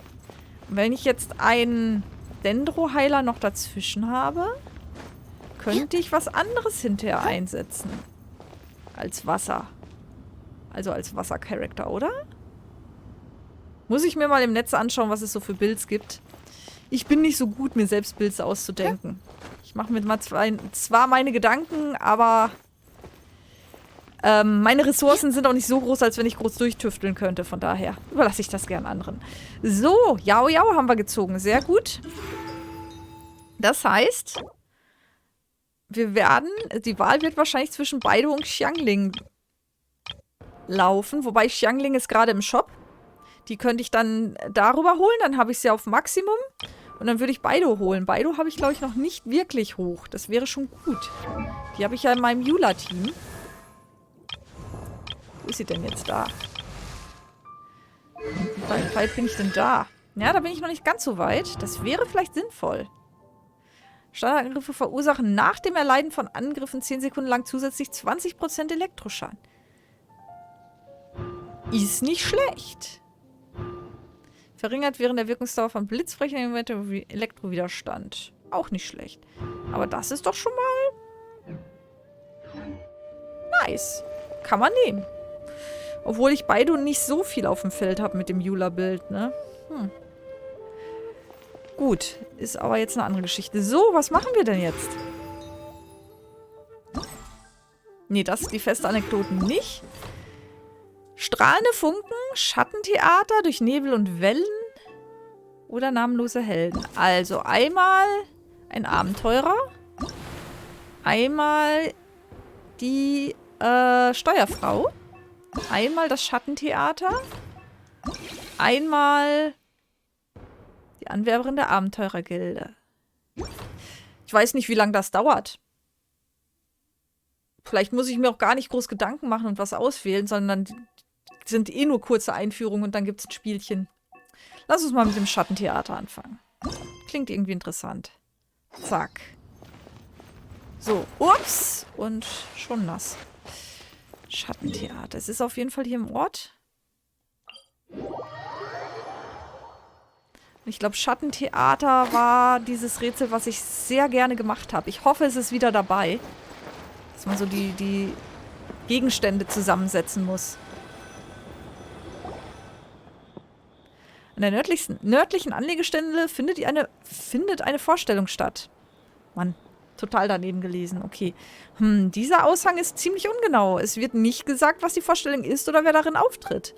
Lass uns zuerst selbst danach suchen. Wenn wir sie nicht finden, können wir auch die Passanten fragen. Es sind viele Leute da. Ach, Paimon sieht es auch. So viele Leute sind dort versammelt. Vielleicht nur wegen der Vorstellung. Fragen wir sie doch. Guten Tag. Glücklich und froh, friedlich und wohl. Hallo. Wird es hier bald eine Vorstellung geben? Ja, es wird bald ein Schattentheater geben. Seid ihr auch dabei? Das Stück heißt also Schattentheater. Ist es eine Lied-Oper? Nein, Schattentheater und Lied-Oper sind nicht dasselbe. Xingxin, die Vorstellung beginnt gleich. Sei still, sonst beeinträchtigst du die Vorstellung. Sonst beeinträchtigst du die Vorstellung, als wenn Kinder so reden würden. Leute. Ah, klar. Also, ihr werdet bald sehen, was ein Schattentheater ist. Verehrte Gäste, wir werden heute die Geschichte von dem bärtigen Mann aufführen. Wenn ihr vor der Vorstellung auf die Toilette gehen oder ein Getränk zu euch nehmen möchtet, liebe Leute, ist jetzt ein guter Zeitpunkt dafür. Aber beeilt euch, die Vorstellung wartet nicht. Diese Vorstellung heißt also der bärtige Mann. Die Geschichte hat Palmer noch nie gehört. Psst. Wir können dich immer noch hören, selbst wenn du flüsterst. Sei leise bitte. Du kannst in der Spielpause reden. Was sind denn das für Kinder? Es tut Paimon leid. Spielpause? Die Geschichte des bärtigen Mannes ist ziemlich lang. Eigentlich wäre sie zu lang, um sie in einem Durchgang zu spielen. Deswegen lässt der Spielleiter die Zuschauer in der Spielpause wählen, welche Szene sie sehen möchten. Xing Xing, ich versuche mir das Stück anzuhören. Ah, klar, ich störe nicht mehr. Liebe Zuschauer, welche Szene von der bärtige Mann würdet ihr gerne sehen? Bergtour oder ein Besuch bei Adepten, gegen Dämonen oder hoch in den Himmel?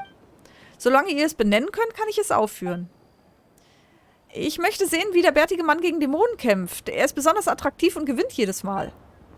Ein Besuch bei Adepten und gegen Dämonen haben wir so oft gesehen. Hast du sie noch nicht satt? Ich sehe gerne, wie der bärtige Mann nach Hause zu seiner Schwester geht.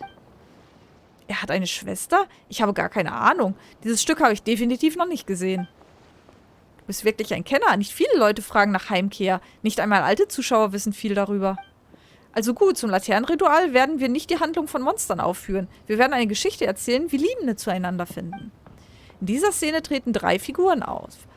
Außer dem bärtigen Mann, den ihr natürlich kennt, gibt es noch ein einsames Mädchen namens Yibing und einen ehrlichen Herrn namens Nanfeng. Verstehst du irgendetwas davon, Matsu? Palmer versteht das alles überhaupt nicht. Es gibt also einen Kerl, der bärtige Mann genannt wird, aber es hört sich so an, als gäbe es auch eine Menge Nebencharaktere. Aber vor uns steht nur ein Schauspieler auf der Bühne. Ah, und da ist ein Paravent? Wie kann das eine Aufführung sein? Ah, da hat wohl jemand noch nie ein Schattentheater gesehen. Oh, jemand in der hinteren Ecke fragte, wie ich allein an 2 Orten gleichzeitig sein kann, damit diese Vorstellung funktioniert? Du hast es vielleicht noch nicht gehört. Unser Schattentheater ist nicht so exquisit wie die Lied-Oper, aber es hat seine unverwechselbare Einzigartigkeit. Während die Figuren in der Lied-Oper von echten Menschen verkörpert werden, sind die Schauspieler in unseren Vorstellungen mit auf Seide aufgeklebten Papierfiguren dargestellt. Während die Lied-Oper auf einer großen Holzbühne stattfindet, ist die Bühne für unsere Vorstellung ein dünnes Blatt Papier auf einem Holzregal, da die Schatten unserer Schauspieler auf diese Bühne Hilfe, Leute. Da die Schatten unserer Schauspieler auf diese dünne Papierschicht projiziert werden, nennen wir es Schattentheater. Ich bin der Erzähler, kein Schauspieler. Du wirst die 3 Papierschauspieler in einem Moment sehen. Yingong, ich glaube, wir wissen auch nichts über den bärtigen Mann. Ach nee, Sie wissen auch nichts über den bärtigen Mann. Könntest du seine Geschichte noch einmal erzählen? Die Geschichte, mit der du immer anfängst. Das nennt man den ersten Auftritt. Ich würde es auch gerne hören. Bitte erzähl uns davon.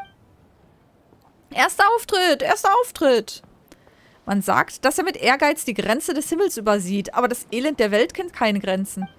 Es gab einen Mann namens Huang Guang, der unter der Ungerechtigkeit der Menschenwelt litt und sich in die Berge zurückzog.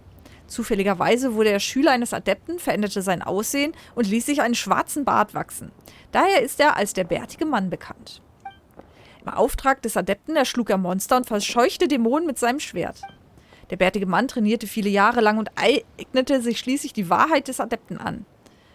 Als er gerade in seine Behausung zurückkehren wollte, wurde er vom Adepten erleuchtet und erinnerte sich an seine Vergangenheit. Es stellte sich heraus, dass er noch eine Verbindung zur Menschenwelt hatte.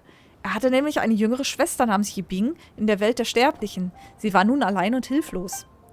Sie trauerte um das bittere Schicksal ihres Bruders und erwartete nicht, dass er nach Hause zurückkehren würde. Und wie die Geschichte weitergeht? Bitte schaut und hört zu. Hey, stehe ich einfach da. Zeit zu klatschen.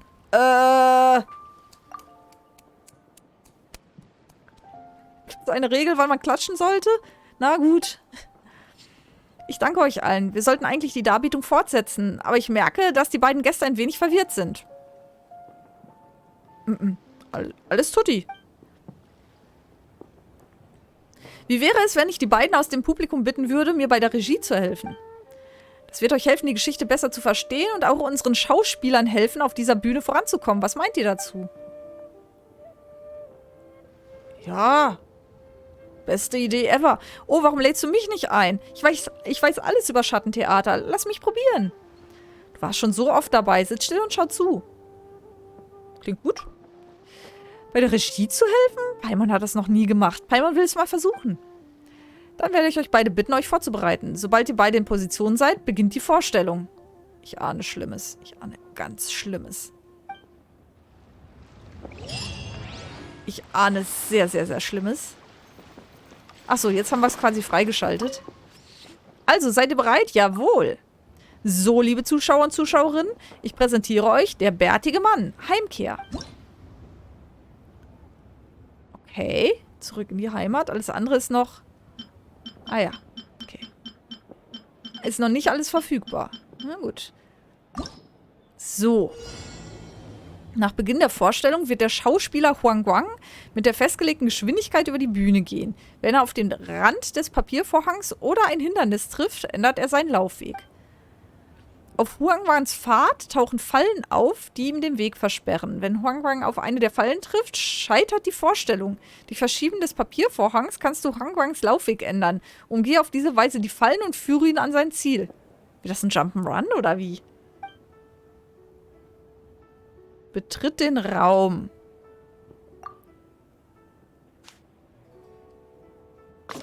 Ah, okay.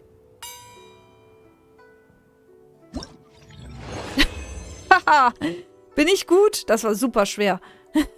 Okay, gucken wir. Wie eine gnädige Wolke, die sich bis hinter den Horizont ausbreitet. Leben gerettet und dafür die aufgegeben, die ihm am nächsten stehen. Okay. Betritt den Raum. Oh.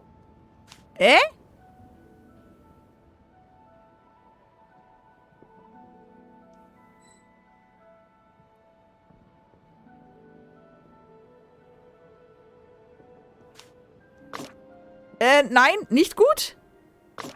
Auch nicht gut. Ha.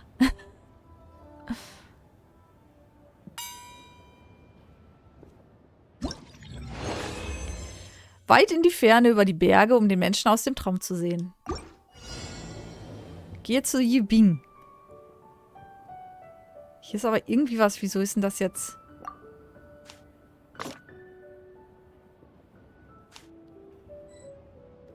Aha, hier darf ich nicht. Aha. Das darf ich nicht bewegen? Verschlossener Papiervorhang.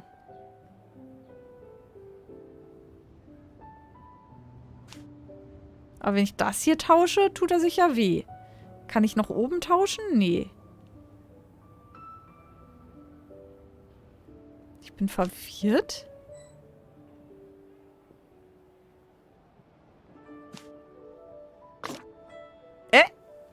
Ach so. Ach so. Ist ja voll schlau. Yibing, ich bin zurück. Okay, ich habe die Figur quasi mitbewegt. Das war mir jetzt irgendwie nicht klar, dass ich das kann. Okay, cool. Das war's schon. Och, schade. Aber ich nehme natürlich die Belohnung.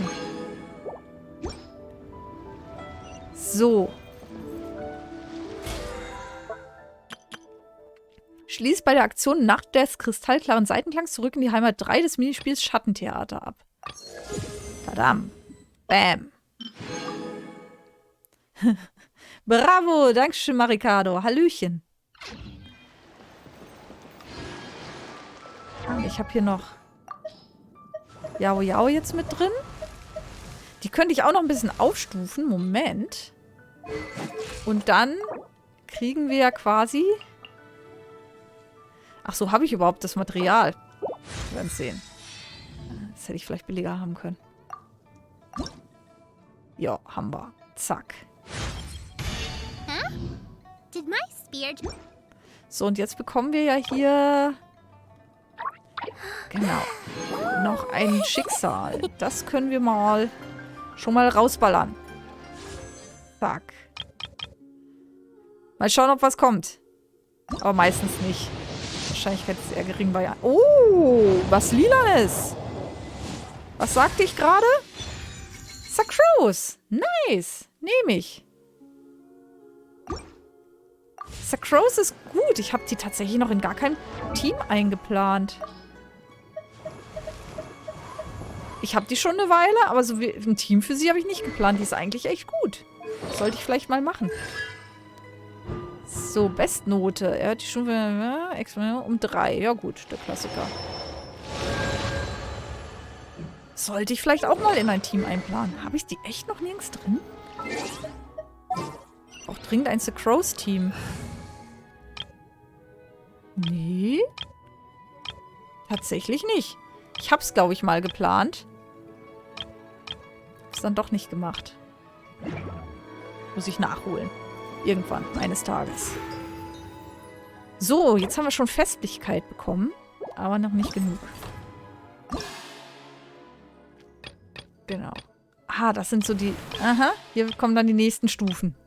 In einem Tag kommt dann die Stufe. Ja gut, dann gucken wir uns die jetzt alle einzeln mal an, ne? Dann nehmen wir das jetzt hier. Abenteurergilde. Interessante Aktion. Strahlende Funken. Ach, die steht schon da vorne.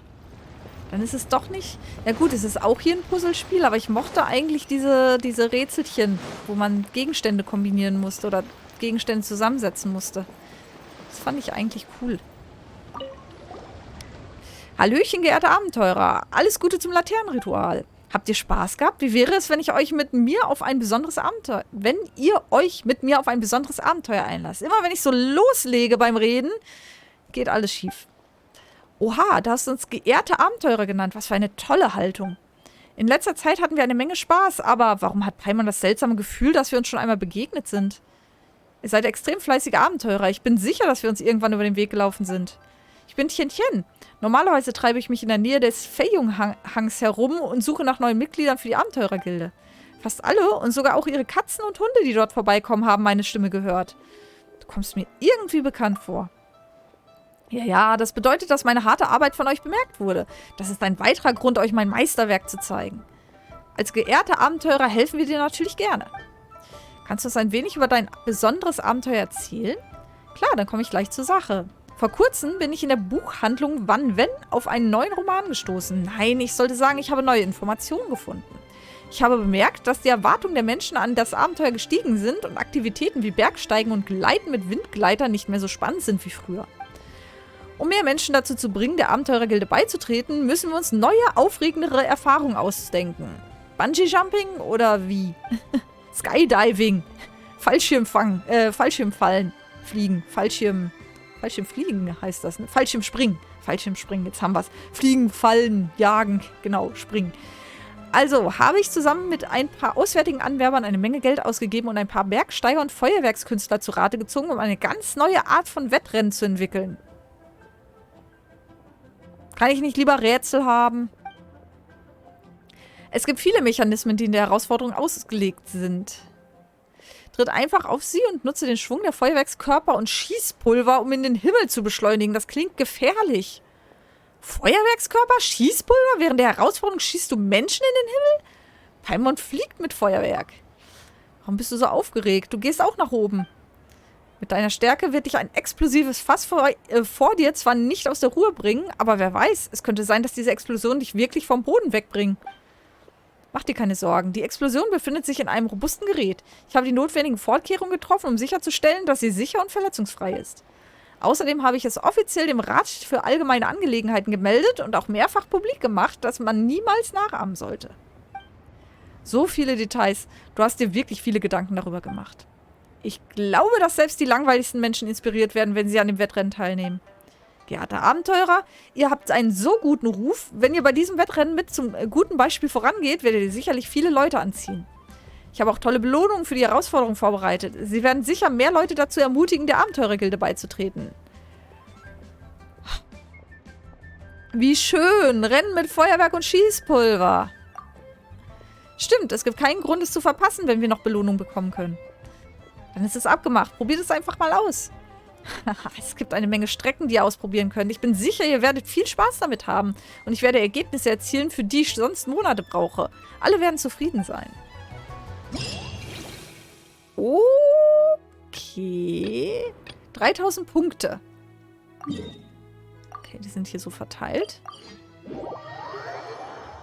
3000 Punkte.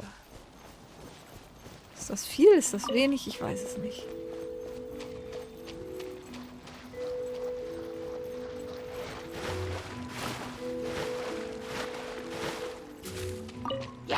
Hallöchen!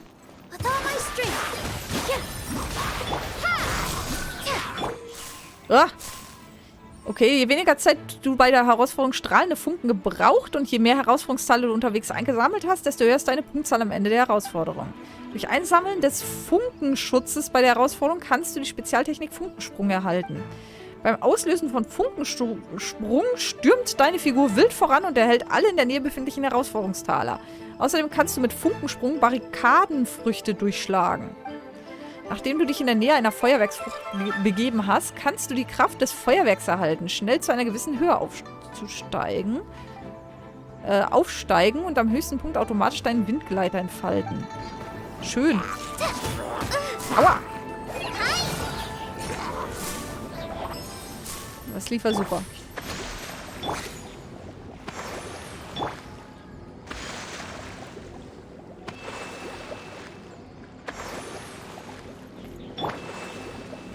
Dann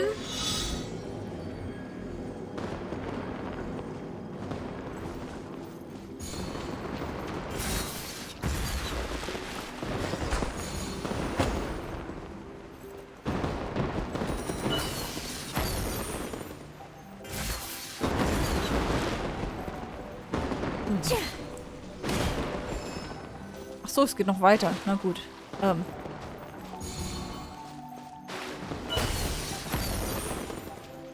Ich bin ein wenig, ja, irritiert.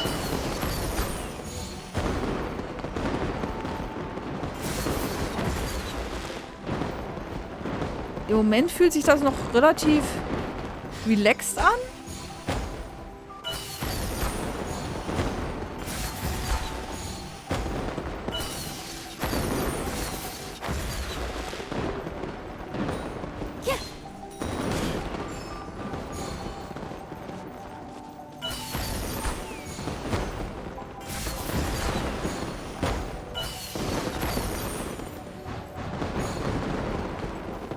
Upsa, Mist.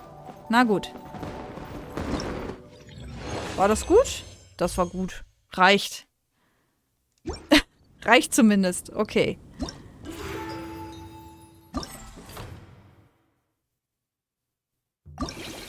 Ja.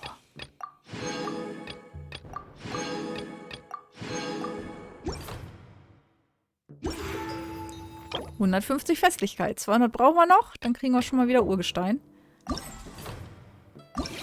So. Die nächsten gibt's noch nicht. Sieht so aus. In einem Tag verfügbar. Okay. Scheint diesmal nicht ganz so viel zu sein. Ist aber auch angenehm. Ich fand das immer ein bisschen zu viel. Ein bisschen too much. Gut, dann jetzt die Steuerfrau der Kriegsflotte. Ich fand das tatsächlich in der Vergangenheit immer ein bisschen too much.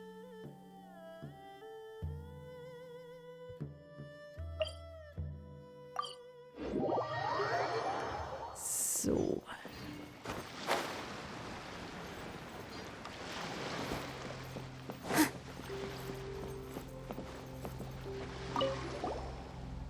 Lange nicht mehr gesehen, Matze und Paimon. Frohes Laternenritual. Vielen Dank, Huishin. Paimon wünscht dir auch alles Gute. Alles Gute zum Laternenritual. Wir haben gesehen, dass die Alko eine Menge von Waren aus dem Meer und Dekorationen hat. Es ist so lebendig wie eine Stadt. Nicht schlecht, oder? Die gesamte Dekoration wurde vom Kapitän ausgesucht. Sie wollte, dass sich die Diensthabenden während des Festes wie zu Hause fühlen. Stimmt, hier sind überall Blümchen. Da ist ein bisschen was. Und nicht nur das, vor dem Laternenritual hat der Kapitän jedem von uns eine Prämie gegeben und mehrere große Festmahle organisiert. Das Essen für jedes Festmahl wird bei renommierten Restaurants bestellt. Nicht nur bei Restaurant Wamin, das wir immer besuchen, sondern auch bei Lokal Shinye und im Liuli-Pavillon. Alle haben sich sehr gefreut. Paimon will das auch probieren. Oh, Prämien und Festmahle, wie schön. Paimon hatte keine Ahnung, dass Beidou auch so ein Auge für Details hat.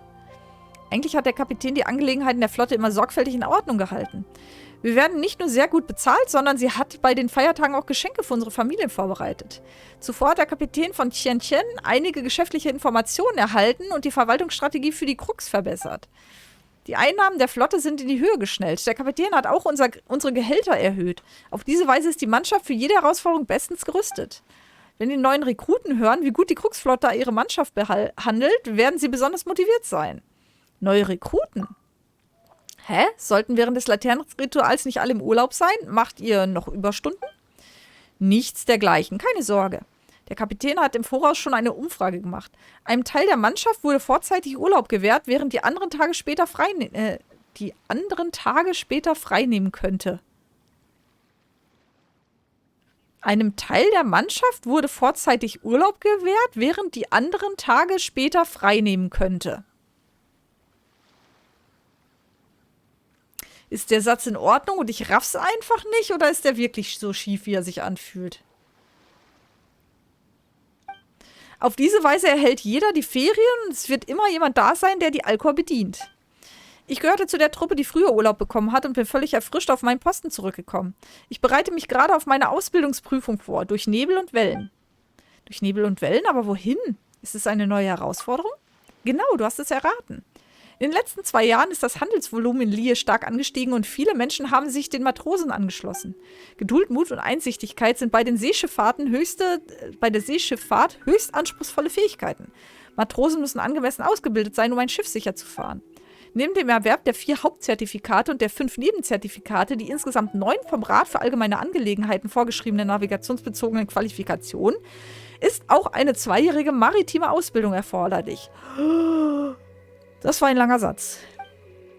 9 Qualifikationen und noch eine 2-jährige Ausbildung? Das ist doch schwer.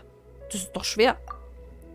So schwer ist das nicht. Schließlich ist es weitaus besser, sich auf die Arbeit gut vorzubereiten, als unvorbereitet aufs Meer hinauszufahren und eine böse Überraschung zu erleben. Der Rat für allgemeine Angelegenheiten organisiert die meisten Ausbildungskurse, die jeder mit passablen Segelkenntnissen absolvieren kann. Diese Kurse sind nicht allzu schwierig.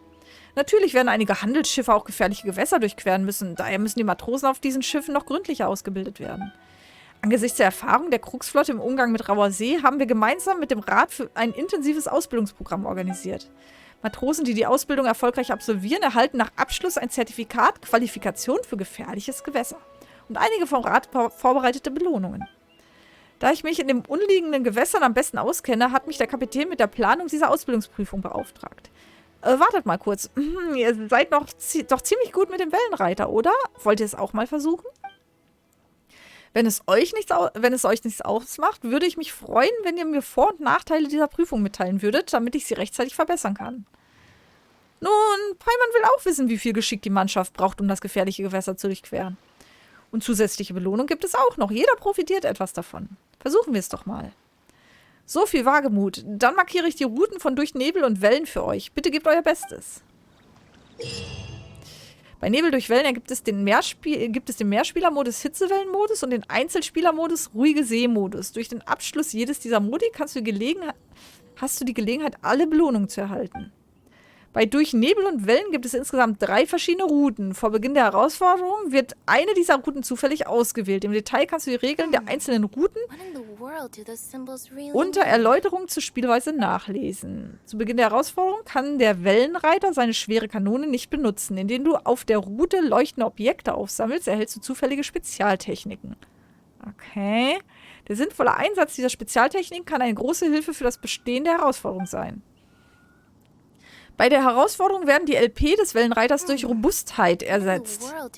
Wenn beim Hitzewellenmodus die Robustheit deines Wellenreiters aufgebraucht ist, verlierst du sämtliche erhaltenen Herausforderungstaler und trittst in den Schiffsbeobachtermodus ein. In diesem Modus kannst du keine weiteren Herausforderungstaler oder leuchtende Objekte einsammeln. Nach einer Weile endet der Schiffsbeobachtermodus und der Wellenreiter kann wieder an der Herausforderung teilnehmen. Sobald beim ruhigen See-Modus die Robustheit aufgebraucht wird, endet die Herausforderung und die Auswertung beginnt. Bei Ende der Herausforderung erhältst du umso mehr Punkte, je mehr Herausforderungszahl du gesammelt hast. Puh. Okay. Können wir nicht wieder Rätsel haben? Ich möchte Rätsel. Ruhige See-Modus.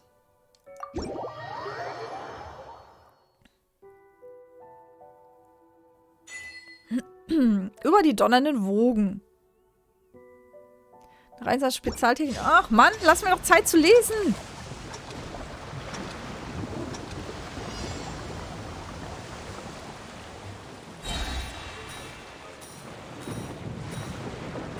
Okay, es geht nicht darum, schnell zu sein. Doch, auch irgendwie.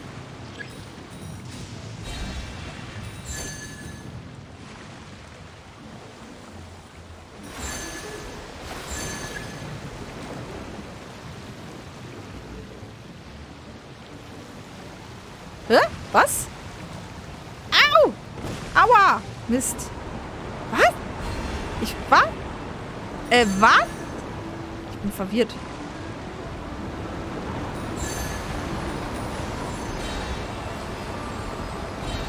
Au! Au! Ich soll vielleicht alles kaputt machen, was hier explodieren kann. Das wäre sinnvoll.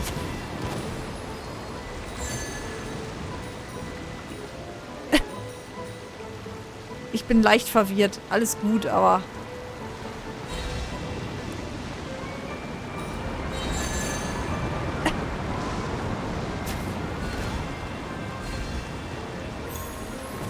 Au! Das war jetzt unfair. War das jetzt gut? Oder nicht? Das war vor allem doof. Gesamtpunktzahl für Durch den Nebel und Wellen 500. Und man könnte auch deutlich mehr haben. Ach, Gesamtpunktzahl. Nee, okay. Ah, okay. Man kann das jetzt immer wieder machen und Punkte sammeln. Und der Modus ist relativ egal, wenn ich das richtig erkenne hier. Okay, der Modus scheint egal zu sein. Ich muss nur diese Punkte sammeln. Und bis 5000 kriege ich dann jeweils für 520 Urgestein. Das wird ein bisschen aufwendiger. Kamikaze-Held, guten Tag. Der Multiplayer-Modus ist noch verwirrter oder verwirrender, wenn man die Anweisung nicht richtig liest. Yay! Ich habe also gerade echt nicht wirklich verstanden, was zu tun ist. Jetzt geht's ein bisschen. Aber ich konnte gerade auch nicht die Fähigkeiten lesen. Deswegen musste ich raten, was die machen. Naja, gut. So, strahlende Funken hatten wir jetzt. Schattentheater haben wir jetzt. Und hier kommen wir zumindest bis maximal 2000 und bis morgen wird es auf 3000 erhöht. Ja gut, das müssen wir jetzt nicht ausreizen unbedingt. Obwohl, eigentlich müssen wir nur noch 3 Runden machen. Dann haben wir auch die 2000. Muss ich mir überlegen. Ich möchte jetzt erstmal hier weitermachen. Ein Abenteurer mit einer bestimmten Aufgabe. Dann auf.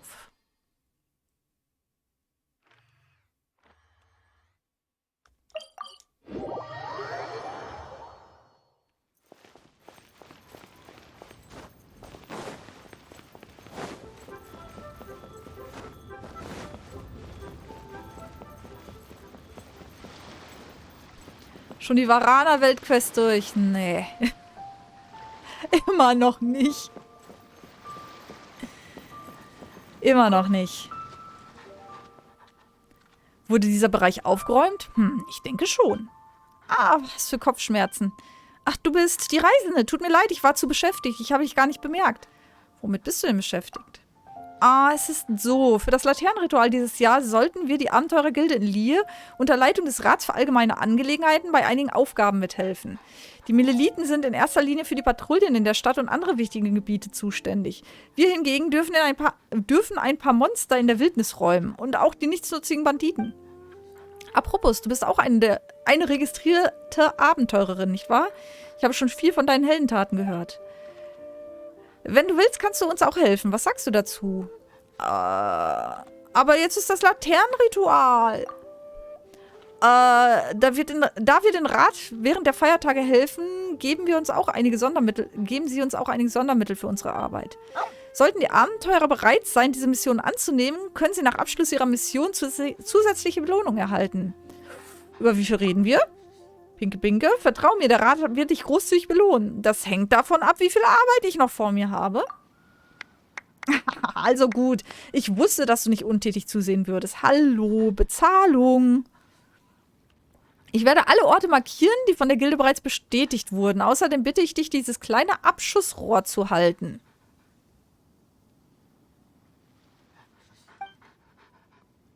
Wenn du wirklich die Mission annimmst, vergiss nicht, nach der Räumung eines Gebietes ein Feuerwerk aus diesem Abschussrohr abzufeuern. Oh, Feuerwerk!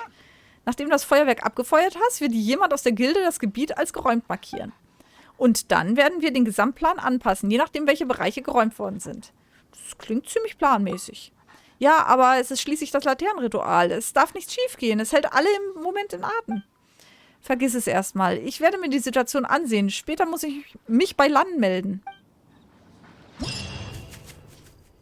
Staub aufwirbeln 1. Staub aufwirbeln 2 und 3. Und morgen gibt es neue Sachen. Gut. Das sieht wie eine ganz stinknormale Kampfherausforderung aus. Oh. Aua! Du kleiner Saugigel!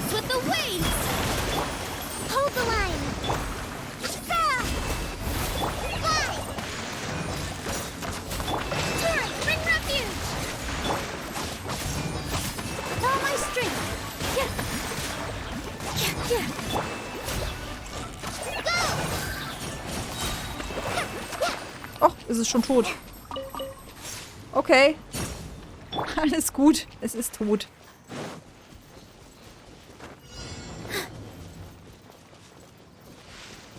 Besiege 9 Gegner. Gut. Oh, hat nicht geklappt. Mist. Ah. This dance is for you.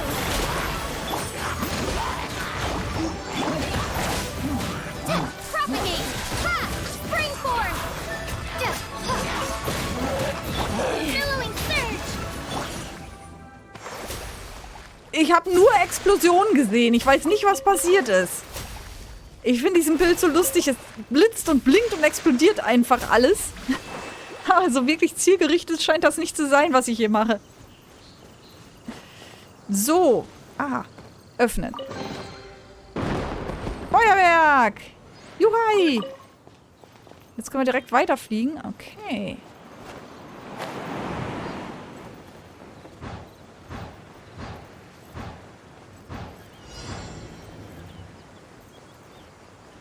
Besiege 9 Gegner. Yeah. Positions. Just like we rehearsed. Rust and Reven, all eyes on me. Propagate. Terminate.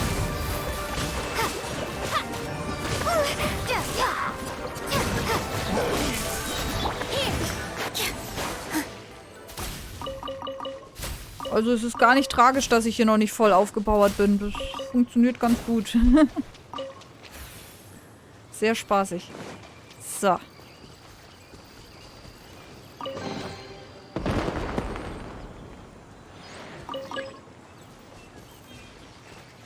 die nicht noch mehr gedroppt? Nee, sieht nicht so aus. Okay. Next one.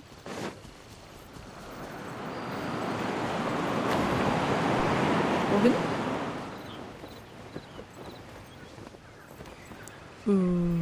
Ah.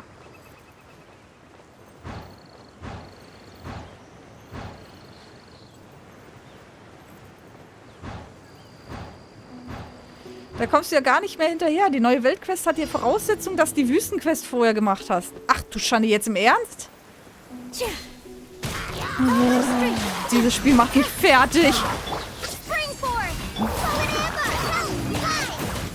Hätte ich das gewusst, hätte ich ja die Wüstenquest zuerst gemacht.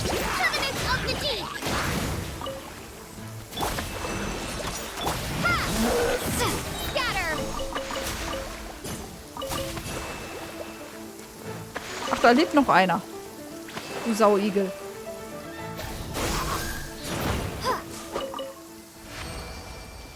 Ich muss echt die Wüstenquest machen.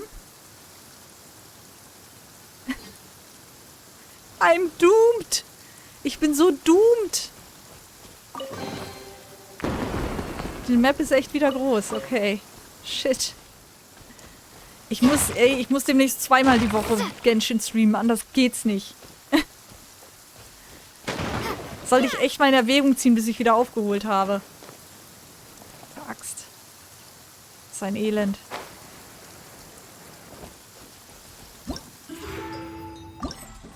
So.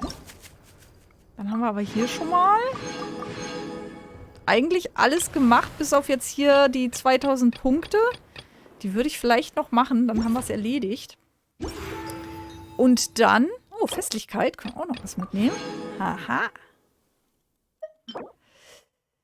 Dann würfeln wir wieder Feuerwerke. Es gibt wieder Feuerwerk. Yay!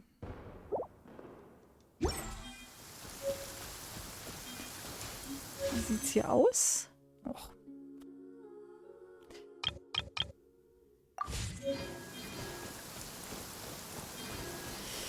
Dann würde ich nochmal das mit dem Schiffchen machen bis zu den 2000 Punkten, weil ich vergesse es sonst. Und dann haben wir schon mal ein bisschen weitergemacht. Wo ist denn das blöde Schiff jetzt hin? Glaube ich, egal. Moment.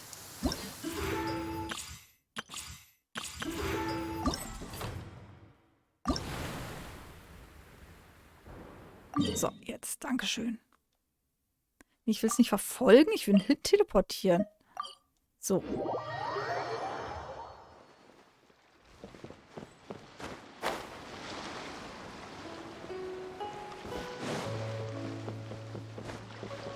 Ja, seit die den Release-Zyklus verkürzt haben, habe ich echt ein Problem.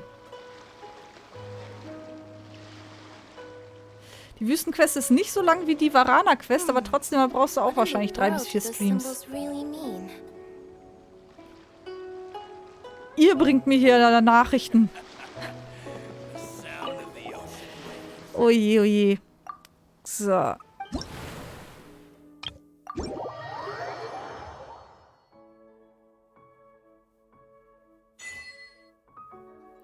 Eine Seeroute über klarem Wasser. Schotten dicht mit Volldampf voran. Ja, schön, dass ich auch lesen kann, was ich hier zu tun habe.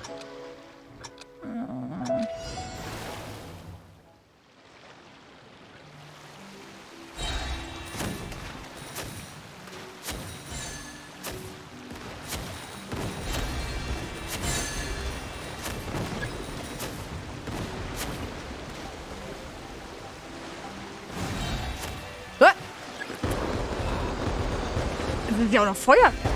Muss ich mit dem Feuerwerk was machen?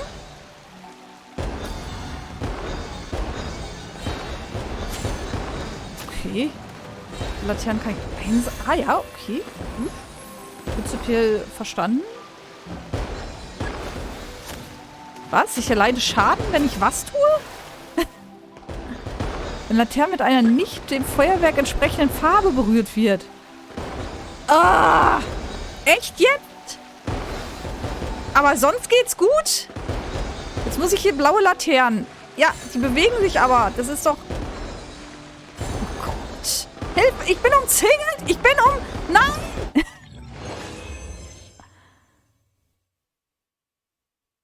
Ist das ein Käse?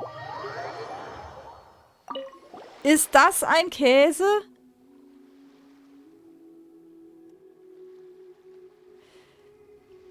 Ach, PJ, das ist dein neuer Account. Aha.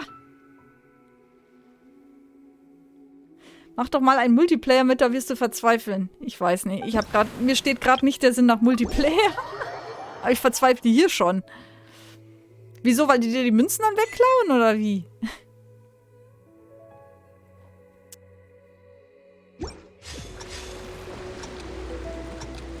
Du hättest aber auch einfach deinen alten Account umbenennen können. Das geht ja, oder? Das müsste eigentlich gehen.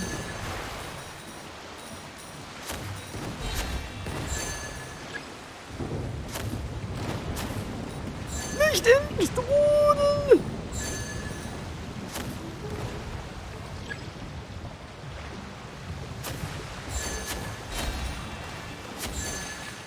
kommst nicht mehr rein, gesperrt. Ach Gott, wie das denn? Was hast du wieder für böse Dinge getan? Gib's zu. Mir kannst du es doch sagen.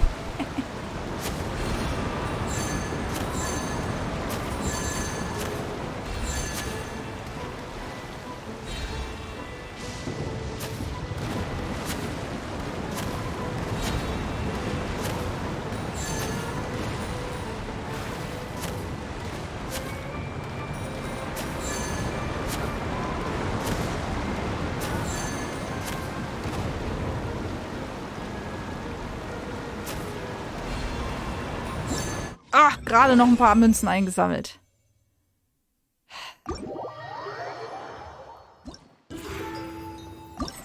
So, hier haben wir noch ein bisschen. Also ganz ehrlich, das ist voll doof. Auch überhaupt keine... Ja gut, doch ein bisschen das Rätsel hier mit dem Schattenspiel. Also prinzipiell... Bin ich ein bisschen unterwältigt gerade. Von den Aktionen dieses Jahr. Das haben sie schon mal schöner gemacht.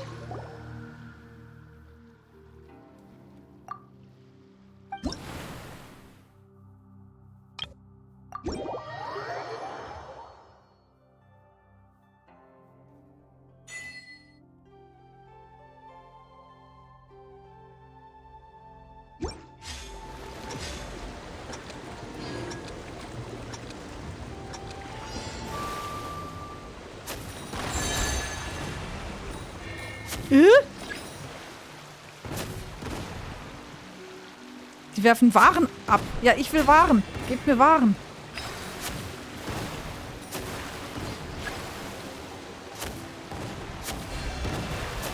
Oh! Ist das alles ein Käse hier? Vor allem das Ding ist so lahm.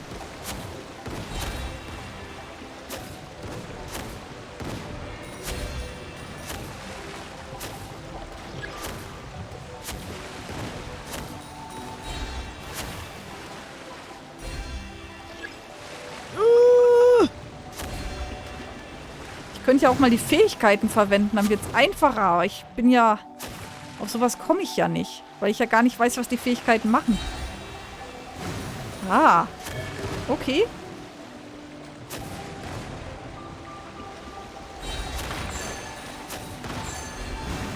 Ups. Ja, man kann sich natürlich auch komplett ins Abseits kicken. Das ist auch eine Möglichkeit, aber keine gute. Ah, noch ein paar mitgezogen.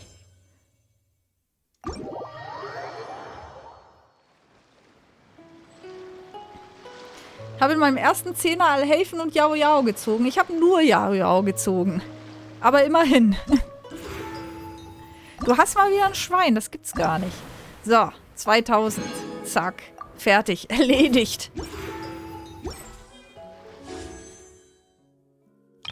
So. Urgestein reicht noch nicht für nochmal 10. Ist ja auch okay. Hier geht's erstmal morgen frühestens weiter. Das heißt, hier könnten wir noch Urgestein sammeln. Wir können jetzt entweder... Was können wir denn? Ah, so viel Zeit habe ich auch nicht mehr, ne? Wenn ich jetzt hier noch die Wüstenquest oder so starte. Die besteht zwar auch auf Subquests, aber die gehen ja auch eine Stunde oder so oder anderthalb. Ganz so lange wollte ich heute nicht machen. So viel Stress gehabt in letzter Zeit. Wir könnten noch hier Dailies machen, weil ich überhaupt keine Schlüssel mehr habe. Also selbst wenn ich hier Legendenaufträge machen wollen würde, könnte ich nicht. Ich würde sagen, wir machen einmal Dailies. Und dann können wir nochmal das Einladungsereignis mit Heizou weitermachen. So zumindest einmal. 1 oder 2. Würde ich jetzt mal behaupten. Doch, finde ich gut. Dann... Dailies, wo sind denn die? In Inazuma. Na gut. So. Wobei die Inazuma-Dailies sind schon... Finde ich schon nicht ohne.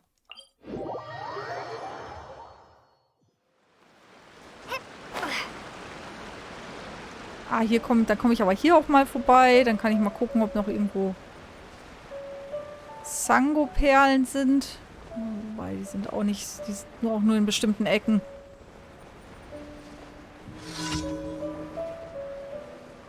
Schließt die Herausforderung Elektronebel auflösen ab. Ah, hallo. Besiegen. Wie denn?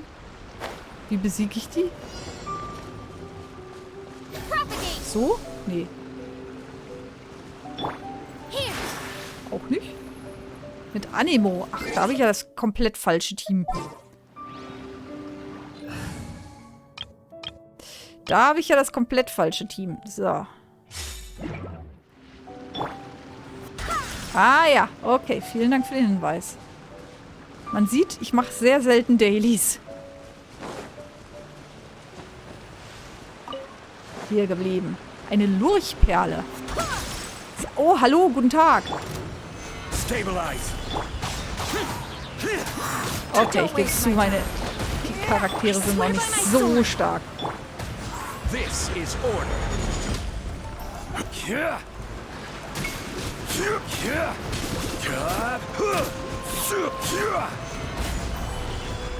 Disappear.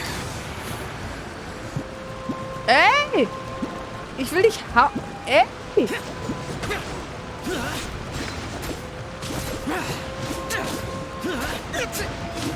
Das macht halt überhaupt keinen Schaden.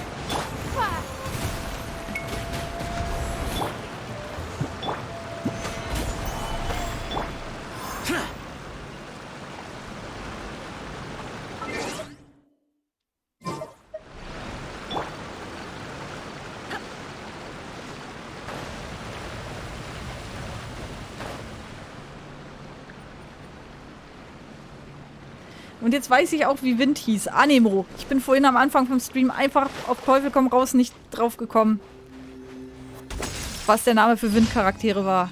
So. Anemo war's. Jetzt wissen wir es wieder.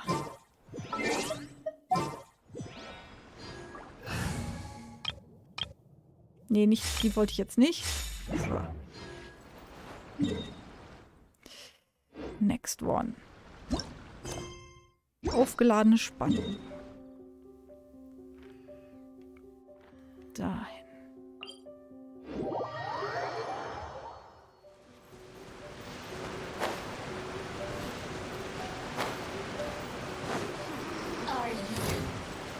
Hä? Doch die falsche? Okay. Ist egal. Machen wir erstmal die. Ach, lass mich in... Wow! Ey! Ich glaube, es hat... Oh, oh, ups. Ups. Klassiker!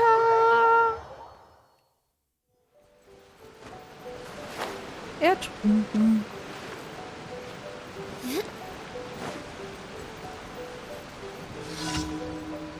Besiege alle Gegner. Ah, Mist. Ich wollte gerade das Team wechseln.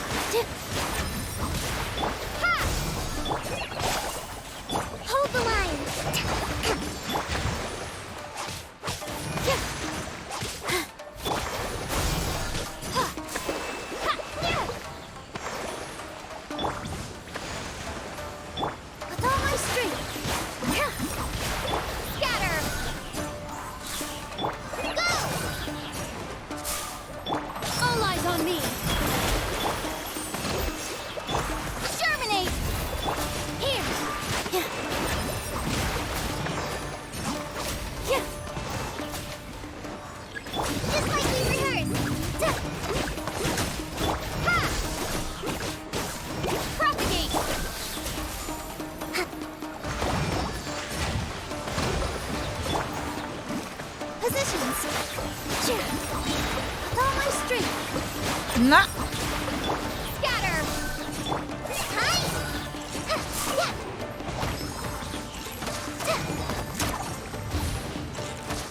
Na.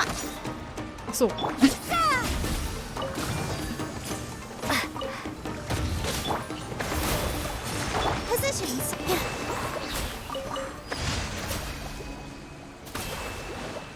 Musst du für die Aufwertung noch irgendwelche Bosse kloppen? Ja, schon.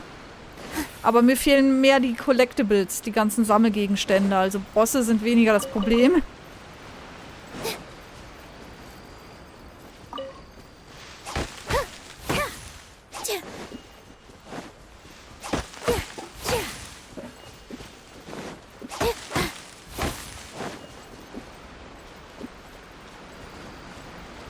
So, und jetzt gehen wir mal dahin, was ich eigentlich markiert hatte. Das war ja eigentlich falsch. Wo ist denn das andere? Ach, hier unten. Ach Gottchen. Okay.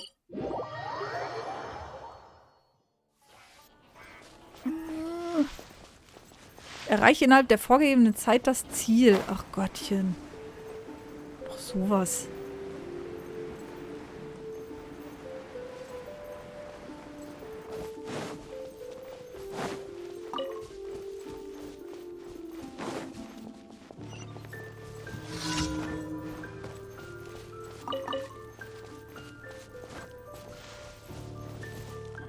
Okay.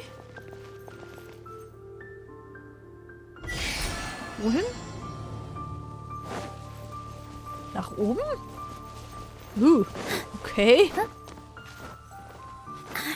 Das war ja schon viel zu langsam jetzt. Hä? Wie soll ich denn so schnell da hochkommen?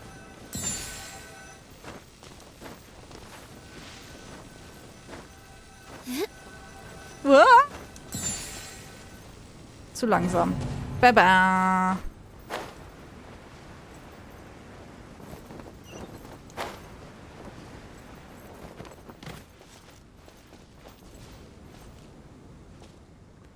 Du musst den Elektrozweig nutzen. Wo denn? Ach, da. Okay, das ergibt natürlich Sinn. Den habe ich gar nicht gesehen.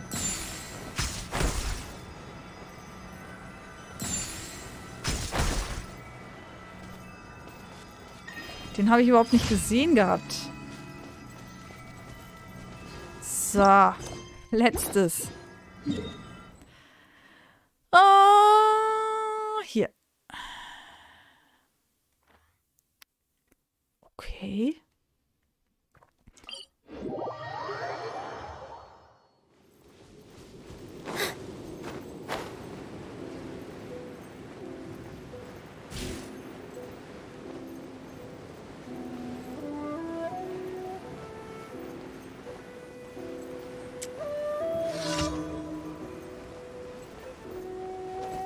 Ach, das mit dem Vorräte sammeln, okay.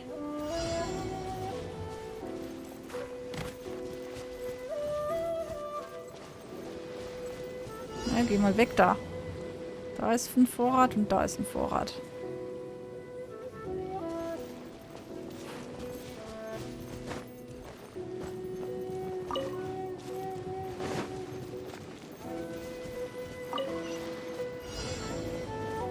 Wo ist die sichere Zone? Da.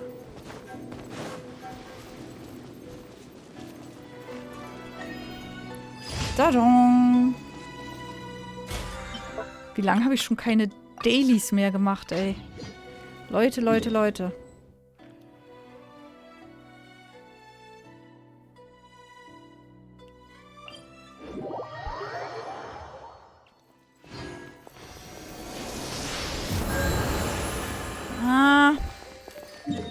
Allzu lang würde ich nicht mehr machen. Ich würde jetzt noch tatsächlich eins von den Einladungsereignissen machen. Vielleicht einen Zweig verfolgen. Und dann war's das. Jetzt nochmal die Wüste anfangen oder so lohnt sich nicht. Beim nächsten Mal ist wieder ziemlich viel hier von dem Event. Thank you for completing. So, wie sieht's hier aus? Kann man mitarbeiten, aber jetzt noch nicht. Ja. Einladungsereignis. Legendenauftrag. Dass wir den hier auch endlich mal fertig kriegen. So, hier am Anfang gibt es schon einen. Dann hier. Je weiter hinten wir natürlich anfangen, desto weniger weit müssen wir spielen. Ne? Ach genau, hier haben wir die 3 Akten. Und da hatten wir... Was hatten wir denn da ausgesucht letztes Mal? Wir werden es rausfinden. Ich würde hier hingehen, genau. Und je nachdem, welche Akte wir rausgefischt haben, ging es ja dann anders weiter.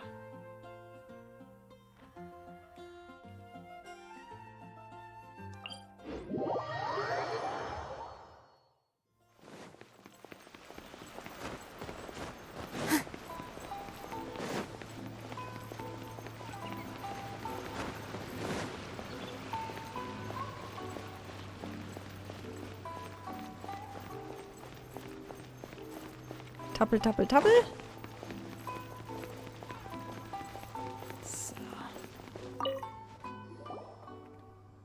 So, have you gone through the case files? Is there anything that caught your eye? So, es liegt eine Einverständniserklärung für Shikanoin erklärt den Betrug vor. Ich weiß schon gar nicht mehr, was das war. Ja, der Hund namens Orient Express, das will ich machen. Another dog's gone missing, huh? I know that the detective agency regularly receives such cases. You know, if we ever had the time, we could tally how many dogs go missing in Inazuma each day. Anyway, just leave that case to Uesugi. This complaint letter I received is more important.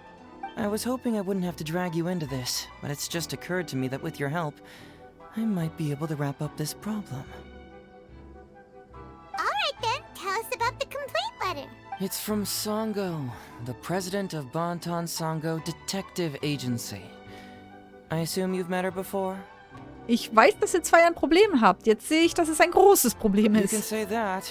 Sango's complaint letter accuses me of abusing my power for personal gain and blatantly concealing the truth behind the Ryuji case from years ago. Seriously, do I really seem like the type of person who'd do that? Concealing the truth?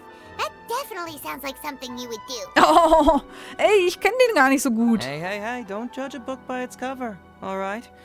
Let's just go to the detective agency and talk to Sango.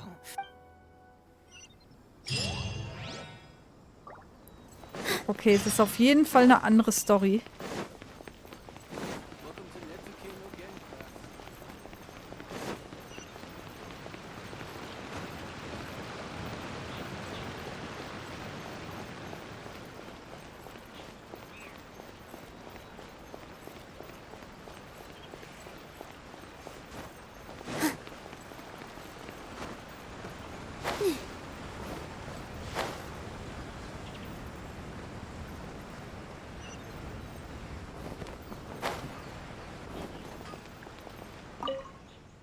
Welcome back, Mr. Heizou. I'm glad you're all right. How about some tonkatsu? You must have missed the taste of home after so long. Maybe next time, Ryuji. Seems like somebody's been expecting me. And I'm afraid they're only gonna be disappointed once again. Well, well, look who it is. The great Detective Heizou. What nonsense were you talking about just now? I've been worried about you, you know. So much so that I took the trouble to write that heartfelt letter to the Tenryou Commission. Well, was it sufficiently flattering for you? Uh-oh, they're at it again.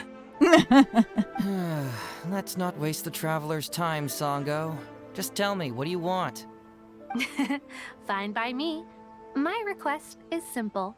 Disclose all the details of the Ryuji case. It's time you stop hiding the truth and let me investigate it thoroughly. Worum geht's First denn of all, that eigentlich? case has already been solved. Second, I've disclosed everything the police station has on the case. And third... Enough!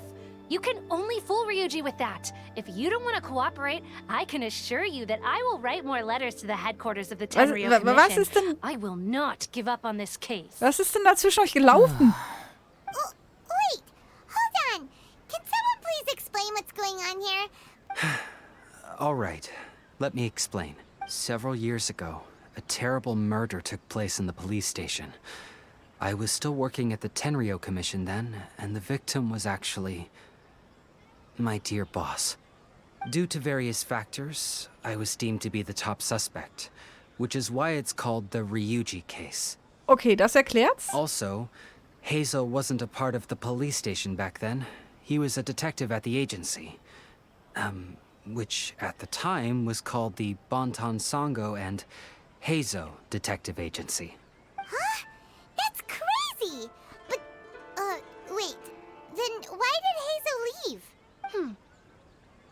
After the incident, I was quickly convicted and sent to prison. Fortunately, Sango then promptly proved my innocence and caught the real murderer. But that murderer was actually just a dummy to throw us off, am I right, Detective Shikanoin? Sango thought that everything went smoothly, so much so that she suspected the real murderer was someone else. Of course, Detective Heizou was also helping with the investigation, but after a long time, he still came up empty-handed. Later on, he decided to join the police station to continue his investigation on the inside. Ha! That's what I thought too. I was foolish enough to believe that Detective Shikanoin and I shared a common goal. But I was wrong about him. He has no sense of loyalty at all. He just wanted to become an official as a means of gaining fame and fortune. Come on, stop exaggerating. Let me set the record straight here. First, I joined the police station long after that murder case happened, and it had nothing to do with any inside investigation. That's just somebody's wishful thinking. Second, purely out of curiosity, I did investigate the case later from within the police station. My conclusion was that the suspect Sango had caught was in fact the real murderer.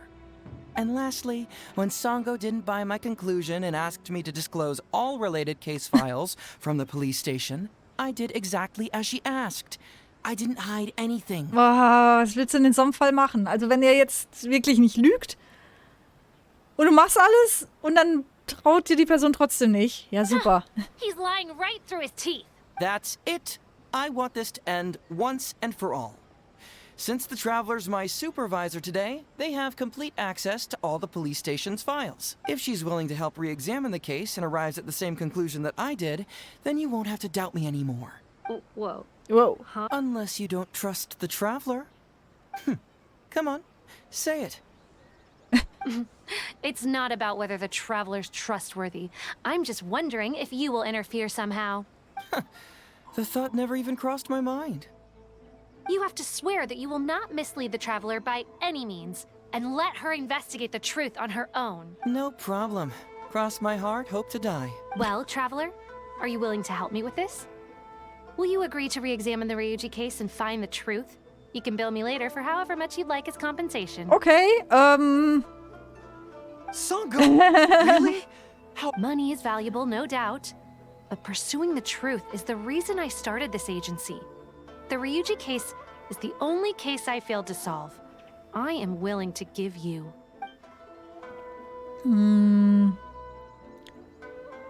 Die übliche Summe würde reichen. Ich gebe mein All right. Bestes. I'm counting on you, Traveler. You hear that, Detective Shikanoin? Wenn du ihm schon nicht glaubst, dann sollst du auch bezahlen.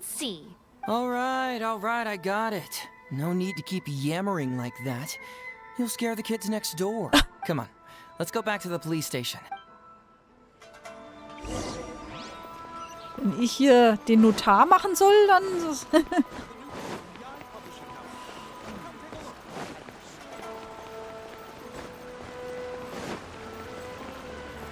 Okay.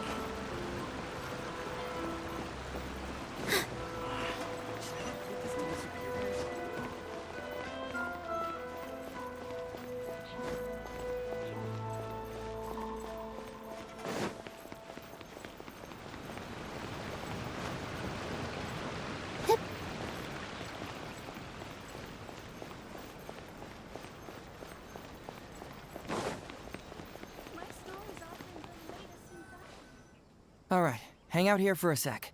I need to go to the archives to get the case files. For now, why don't you go and chat with Yoriki Owada over there? He worked on this case too back in the day. Du scheinst zu wollen, dass ich diesen Fall untersuche. No, you misunderstand. It's not that I want you to look into this. It's just that you're the only one who can. You're the only one I can think of who Sango would ever believe. She trusts in both your qualities and abilities. So I hope your findings can finally convince her and put an end to this whole thing. Sure, she's just writing complaint letters for now, but who knows what she'll do in the future. All right, I'll go get those case files. You go ahead and talk to Yoriki Owada for a while. Unterhalte dich mal mit dem Typen da. Wem? Ja, wir lenken die Wache ab. Okay. Oh, hello there. Heizou hat mich gebeten, mit dir über den Ryuji-Fall zu The sprechen. Ryuji case. Oh, so you want to reinvestigate that one? That was several years ago now, but I still remember it clearly. Especially when the victim was the head of this police station. His name was Takatsukasa Isamu, the younger brother of Takatsukasa Susumu, head of the Takatsukasa clan. He was really one of a Klar. kind. Decisive, brave, and smart. He was much younger than me, and already had quite a reputation. I'm sure he would have gone far in the Tenryou Commission, if only he was still alive. What a shame. Sie Who would have sagten, guessed someone was plotting against him? dass Ryuji der erste Verdächtige sei. People will believe anything they hear. Everyone in the police station knew that Ryuji saw Takatsukasa Isamu like a father. Ryuji was an orphan, you know. Before he joined the station, he had been taking odd jobs here and there. It was Isamu who really took him under his wing.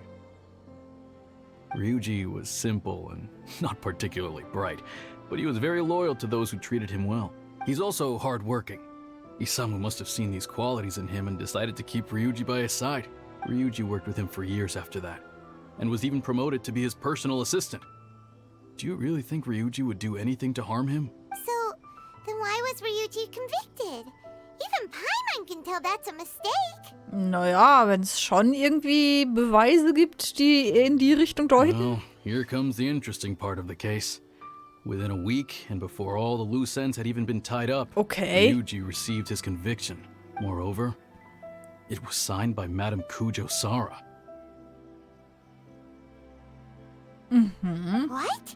Why would Sara do something like that? Was denkst du? I'm getting older now, and my eyesight is poor. I can't see too clearly anymore. Hat da jemand die Unterschrift gefälscht? Nee, das wäre ja schnell aufgefallen. Hey, come on, Yoriki Owada. There's nothing to see. It's obvious that the Kujo clan did it. Oder das. Aber You can't das just wird go nicht around saying rauskommen. things like that, Wisuki. Those were just hearsay. There was no evidence. That's not true. Traveler, you may be unaware that the Takatsukasa clan has always been assisting the Kujo clan in the Tenryou Commission. But who doesn't want to be the boss, right? And Takatsukasa Isamu was the key figure for the Takatsukasa clan to bring down the Kujo clan. At that time, no one was held in higher regard than Isamu. So, naturally, the Kujo clan saw him as a potential threat. Kujo Takayuki must have been planning it all along, that rascal. Takayuki is able to control the Takatsukasa clan as long as he's in power. But by the time he retires, Isamu would have been at the apex of his political power, while Masahito and Kamaji of the Kujo clan would still have been too young. The two of them wouldn't stand a chance against Isamu. You think Kujo Takayuki would simply sit back while Isamu gained traction? So he decided to strike first. You youngsters and your conspiracy theories. No, it's true. It's the only way to explain it. Otherwise, why would an impartial person like Madame Kujo Sara sign Ryuji's conviction so quickly? They had to find a scapegoat to pacify the Takatsukasa clan, so Kujo Takayuki must have told her to sign it immediately.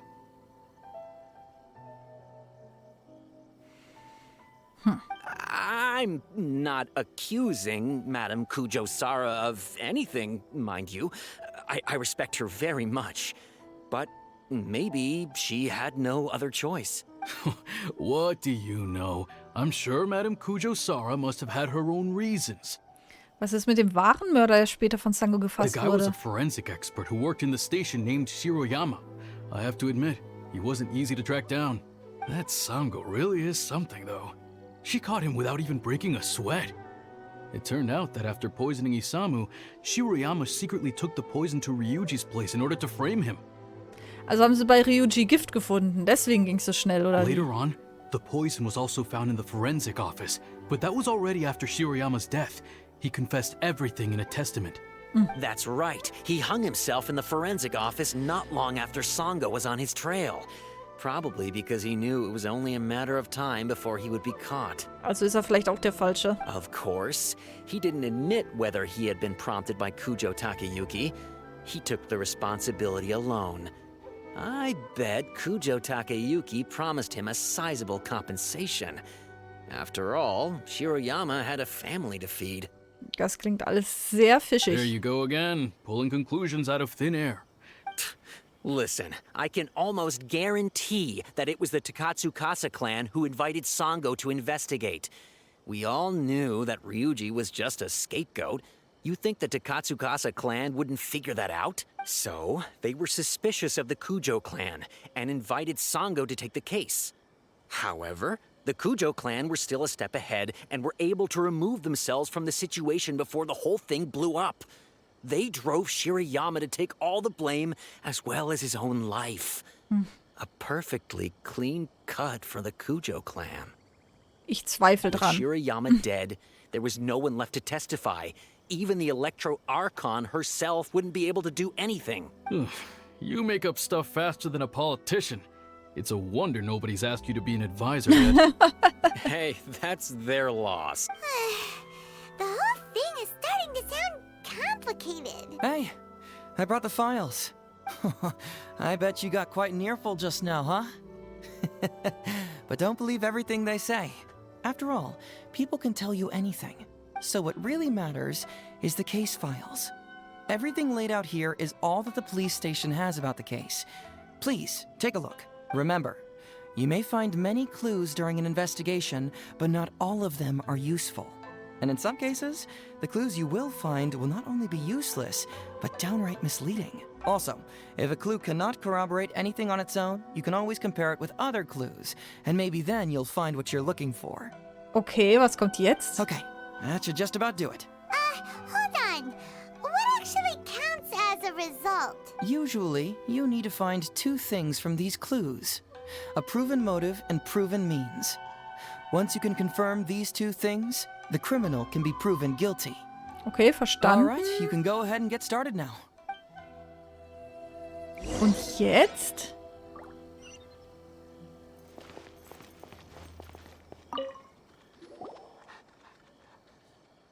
So, what did you find?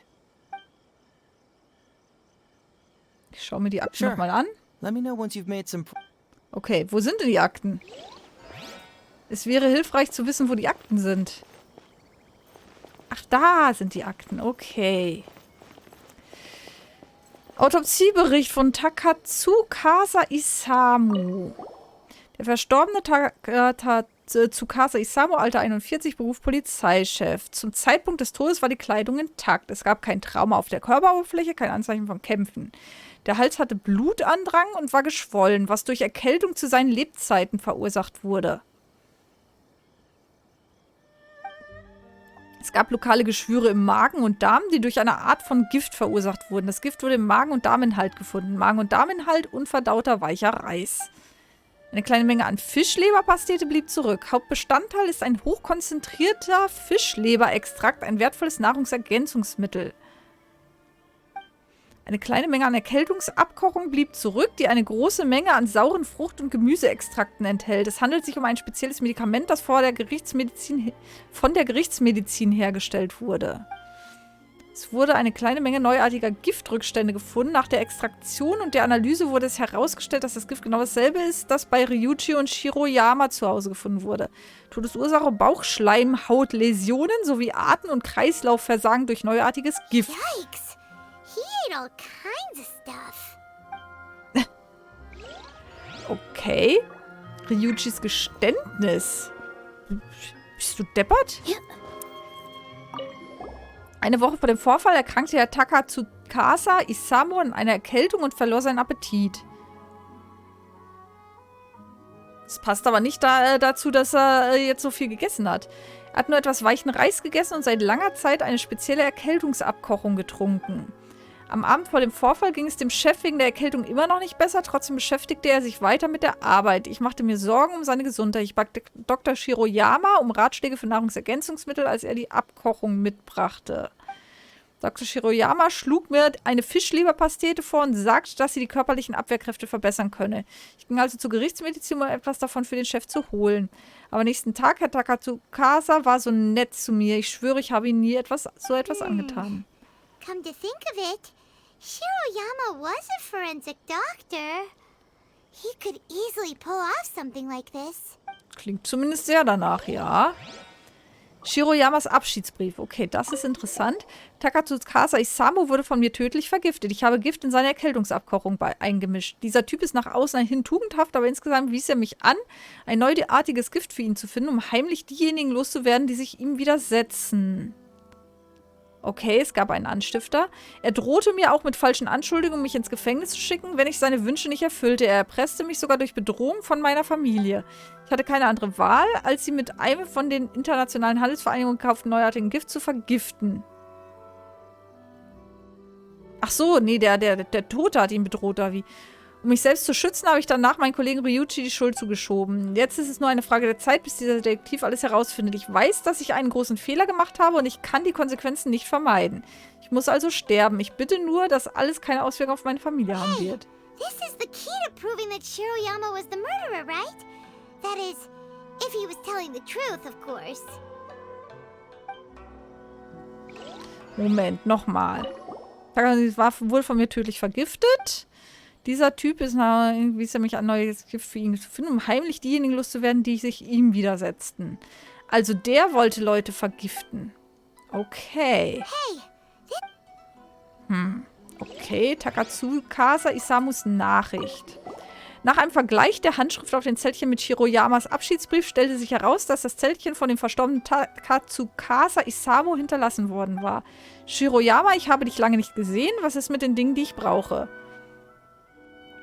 Ich bin heute zu dir nach Hause gekommen, leider warst du nicht da, aber deine Frau hat mich herzlich empfangen. Sie ist wirklich eine gute Frau und passt perfekt zu dir.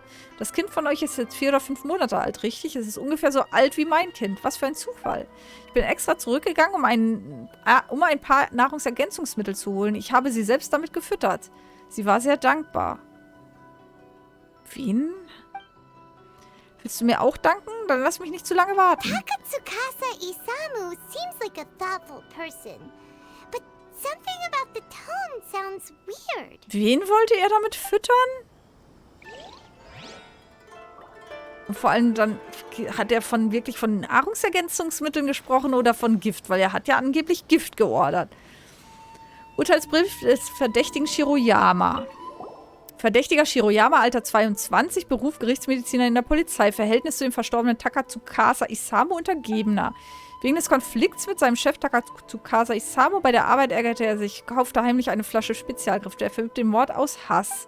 Unverbrauchtes Gift wurde später im Büro des verdächtigen Shiroyama gefunden. Der verdächtige Shiroyama gestand in seinem Abschiedsbrief, dass das in Ryuichis Haus gefundene Gift dazu diente, Ryuichi die Schuld zuzuschieben.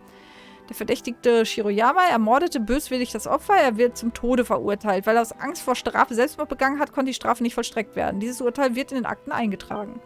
Unterzeichner Kujo Sara.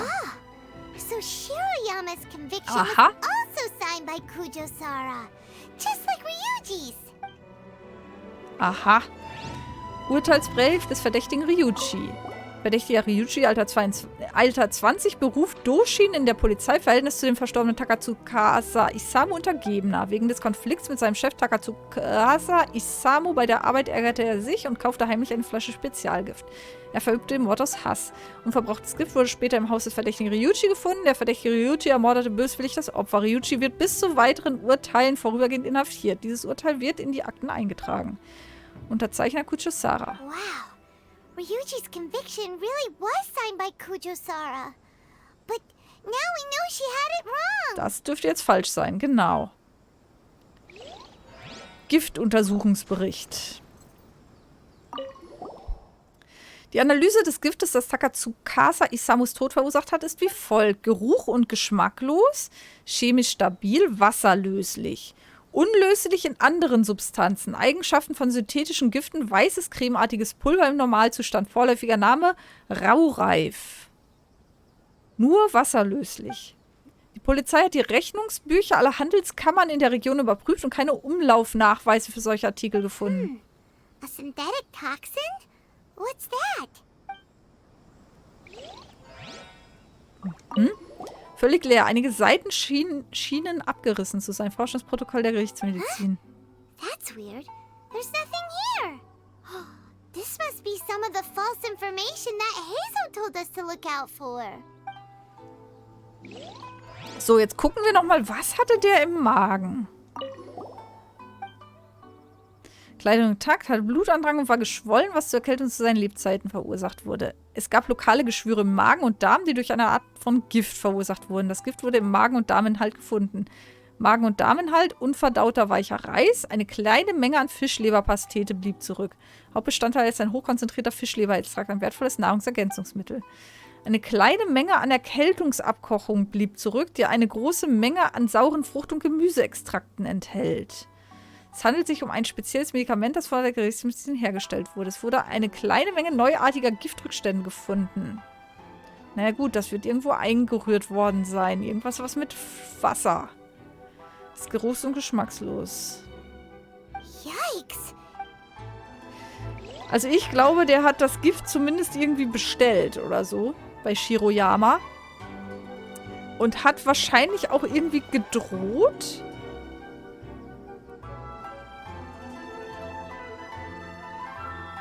Wo war das?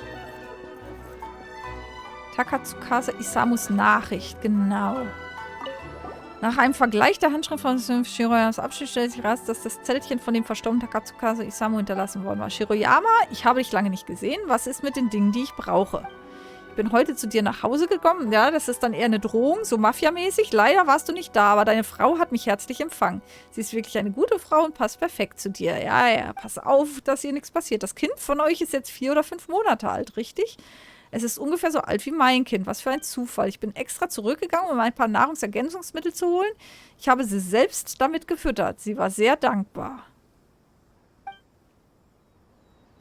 Willst du mir auch danken? Dann lass mich nicht zu lange warten. Ja, der sollte irgendwas schmuggeln.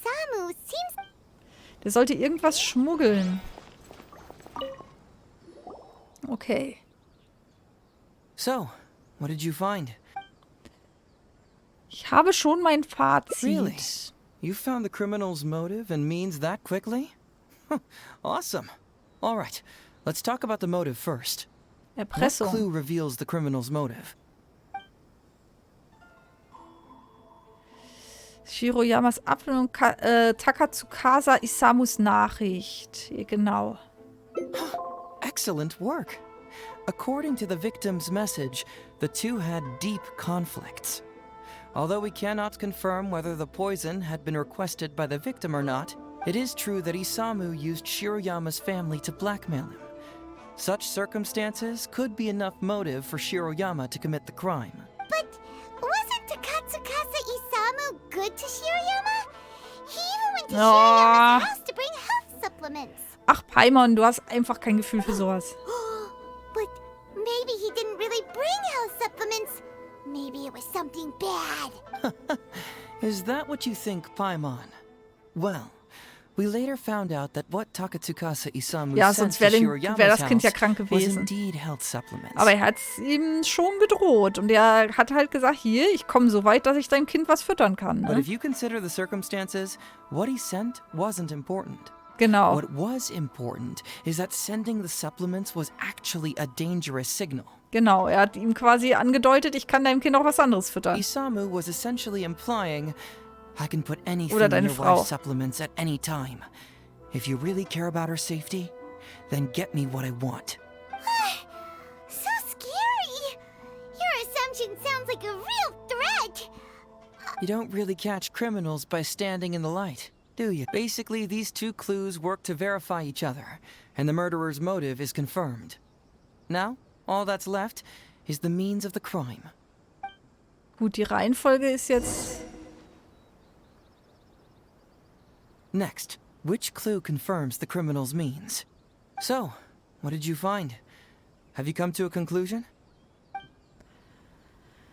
Ich habe schon mein Fazit. Also einmal... Autopsiebericht ist wichtig. Shiroyamas Abschiedsbrief und der Giftuntersuchungsbericht, würde ich sagen. Bingo. Ja. The autopsy report confirms that the cause of death was a special toxin. The testament indicates that Shiroyama used his position as a forensic expert to mix the toxin into the cold medicine taken by the deceased. Also war der das doch, der But is that Shiroyama. really the truth? Oder? Is it not possible that the toxin was mixed into the fish liver paste? Nee, das ist nicht löslich darin. Well, according to the toxicology report, this white powder only dissolves in water. Neither rice nor the fish liver paste could be used as a carrier of the toxin. Naja. The medicine was the only option. Also wenn man es genau nimmt, es war halt weißes Pulver, geruchs- und geschmacksneutral. Das hättest du auch in den Reis mischen können. Das hätte keiner gemerkt. Putting the poison elsewhere would not only fail to guarantee a lethal dose, but would also increase the chance of it being noticed by the deceased. Therefore, the means is also confirmed. Gut, das stimmt allerdings. Wenn er nur so ein Happen Reis isst und den nicht aufisst, dann, ne, und so einen Erkältungstrunk, den stürzt man einfach komplett runter. Ja, das stimmt natürlich. Add that to the motive for the crime and... Whoa! So the murderer really was Shiroyama! Yep, pretty clear cut, wouldn't you say? Look, I really don't know what Sango is so suspicious about. Aber Sango hat ihn doch selbst rausgefunden, oder nicht? Yeah, it's pretty clear cut. Huh. You could say it's almost too clear cut. Ich finde halt den Abschiedsbrief irgendwie zu detailliert. Ich glaube, da ist einfach noch ein Dritter beteiligt. Warte, ich habe immer noch Zweifel. Oh? Well, let's hear them. What's bugging you? Urteil von Kuchisara wurde Ryuichi und Shiroyama für denselben Tatbestand unterschiedlich bestraft. Warum? Warum ist das Forschungsprotokoll der Gerichtsmedizin leer? Wurde etwa was herausgerissen? Genau. This also puzzles me. Maybe someone doesn't want us being privy to the content inside, or maybe Shiroyama tore a bunch of pages out by accident. But regardless, this isn't essential to the case. Like I said before, a lot of what comes up in an investigation is irrelevant information. The crucial elements are Shiroyama's motive and means, which we have established. Obwohl im Giftuntersuchungsbericht erwähnt wird, dass keine Händlergilde im Land Aufzeichnungen über den Warenverkehr solcher Gifte hatte, besagt Shiroyamas Abschiedsbrief, dass es bei der Internationalen Handelsvereinigung gekauft wurde. Stimmt, ja. Maybe the report was wrong. The International Trade Association is a gathering place for merchants from all over. Countless merchants pass through the port of Rito every day. It's natural for there to be a couple of missing records here or there. Urteil von Kuchisara wurden Ryuichi und Shiroyama für denselben Tatbestand unterschiedlich bestraft. Warum? Very nice. Top marks for attention to detail. It doesn't have any real bearing on the case. So, stimmt, der andere ist zum Tode verurteilt worden. Sentencing Ryuji to temporary incarceration awaiting trial. Stimmt, ja. You Jetzt, may wo have du heard sagst. some rumors back at the station that when this case first came up, the Kujo clan higher-ups were in dire need of a scapegoat to keep the Takatsukasa clan off their backs. And poor Ryuji became the successful candidate. In less than a week, the conviction was drafted, sent to Madame Kujo Sara, and signed. But anyone who buys this story clearly doesn't know that much about Madame Kujo Sara. Ja, eben. She's the most principled person in the entire Tenryo Commission, for Eben, goodness das macht ja sake. gar keinen Sinn. So, how would she respond to a case filled with unanswered questions and no confession from the suspect? Oh, you mean... Exactly. Before she signed it, she changed Ryuji's conviction from the death sentence to temporary incarceration. Ryuji escaped a disastrous fate without ever realizing it. Had Madame Kujo Sara not changed his sentence, Sango would have been seeking justice for a dead man. Why was Sara so lenient with Ryuji? That's the wrong question. This wasn't about Ryuji, but Madame Kujo Sara's principles. The conviction could have been for a Ryuji, a Guji, heck, even a Tanuki, and she would have made the same decision. Given the enormous pressure she was under at the time, I'd say she did the most she could. Pressure? Really? Was someone higher up putting pressure on Sara? The pressure came from all sides. The deceased was the leader of the police station and the rising star of the Takatsukasa clan. All eyes were on this case. How this became reduced to the unimaginative rumor that Madame Kujo Sara convicted Ryuji under pressure from her superiors, I have no idea. Ugh. Rumors here, conspiracy theories there.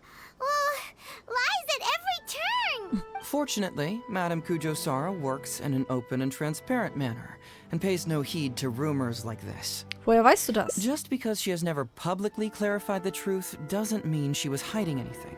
So when I asked her about it, saying it was relevant to a case I was working on, she just told me how it was.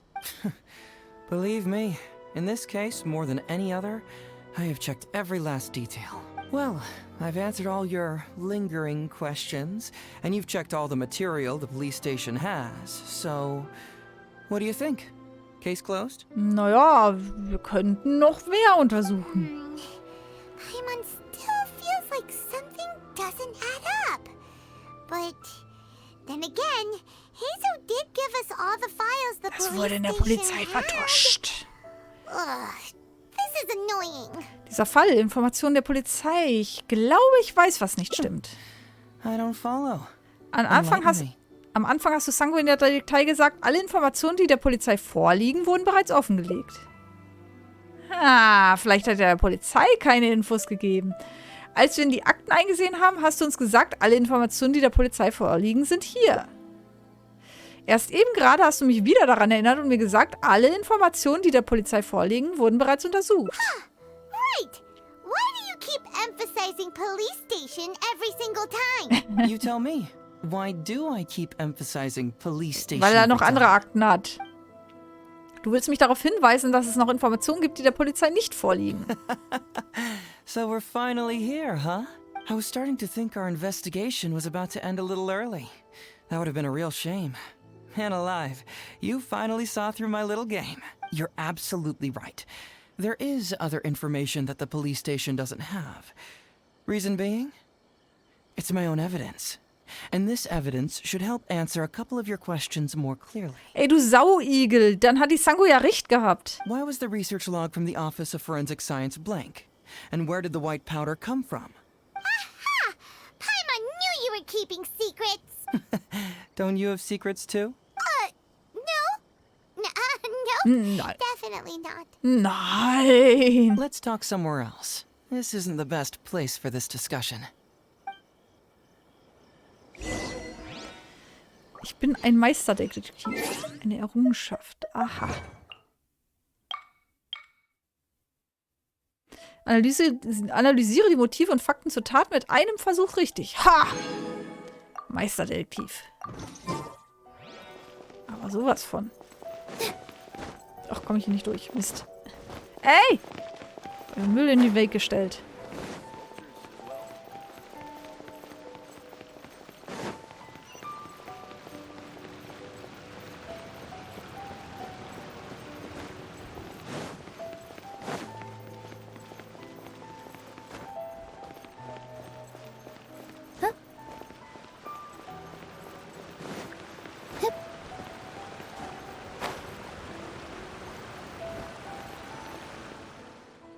This is a quiet spot. Let's talk here. All right. Here's the secret I've been keeping all along. The torn out pages from the research log of the Office of Forensic Science. Warum, Junge? Warum? Right. But Paimon can't believe you kept this a secret all the... It's not like you think. I wasn't the one who tore out the pages. Look, just read it over first. Seit aus dem Forschungsprotokoll der Gerichtsmedizin. Die aus der Dämmerfrucht gewonnenen sauren Nährstoffe wurden mit der aus der Fischleber gewonnenen Ölpastete vermischt. Neben Ölpaste. Ich habe immer Ölpastete, ne? Oder? Ölpaste vermischt und extrahiert, sodass eine weiße, cremige Substanz entstand. Waldschweine, die mit dieser weißen, cremigen Substanz gefüttert wurden, entwickelten nach und nach verätzte Schleimhäute sowie Atemversagen und starben innerhalb einer Woche. Die Dämmerfrüchte wurden durch Fruchtsaftkonzentrat und die Fischleber durch eine hochkonzentrierte, klare Fischleberpastete ersetzt. Und die obige Mischung wurde extrahiert, wobei eine große Menge weiße, cremige Substanz entstand.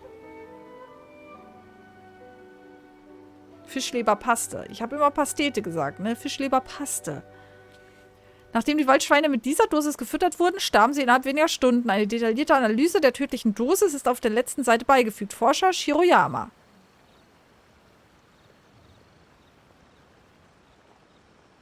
Dämmerfrucht und Fischleber. Na gut.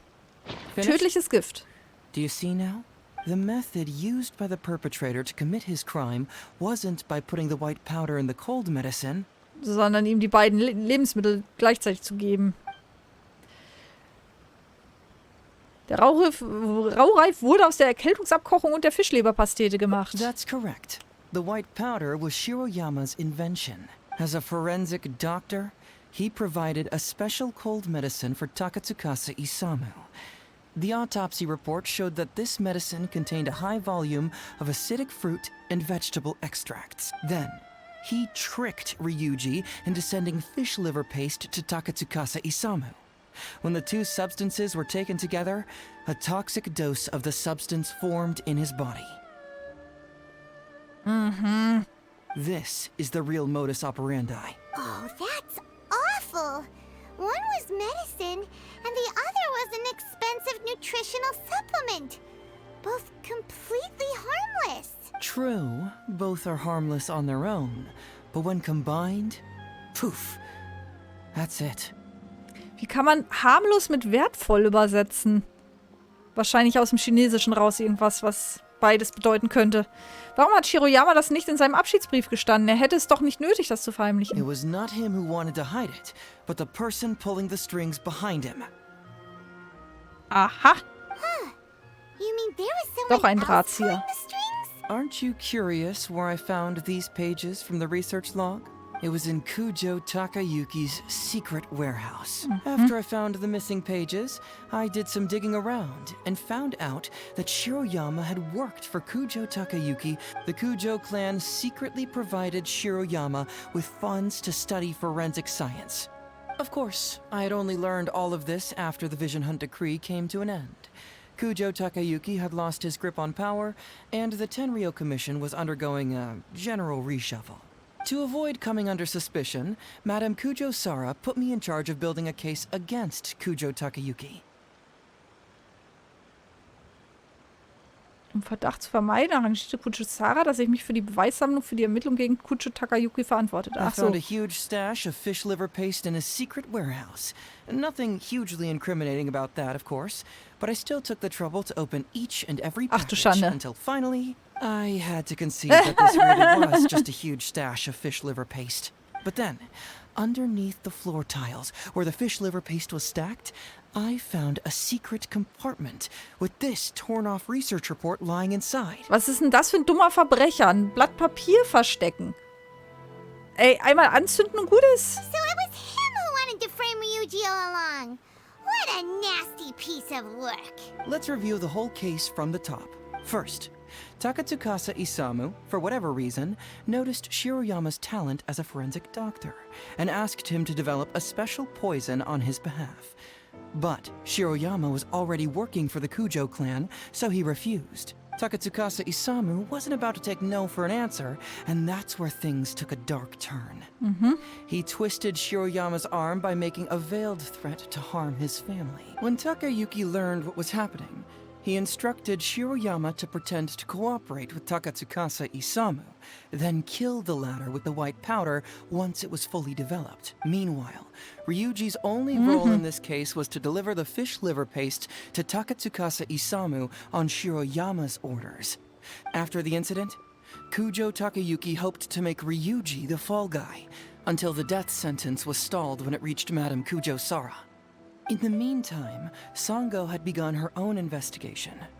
Kujo Takayuki grew nervous that the truth would get out, so he threw Shiroyama to the wolves, hounding him to death and erasing all traces of contact between the two. And yet, he wanted to keep this secret formula, so he hid it.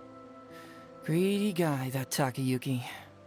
He must have wanted to have it on hand just in case he needed to employ it again in the future. And make someone else disappear. Weil er nicht im Kopf behalten konnte, dass da Fischpaste und Dämmerfrucht vermischt wurde. Ach komm, Leute. This Kujo Takayuki is an evil lunatic. We've got to report this to A. Whatever his current punishment is. That would be practically impossible.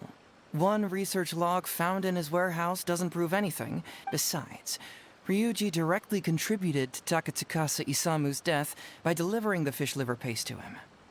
The fact that he was unaware of the true nature of the situation doesn't matter. But he's still innocent, right? Isn't it just a coincidence? Heimat really doesn't get how the law works. Das ist ein Zufall, ja. Legally speaking, the judge would most likely rule that it was accidental.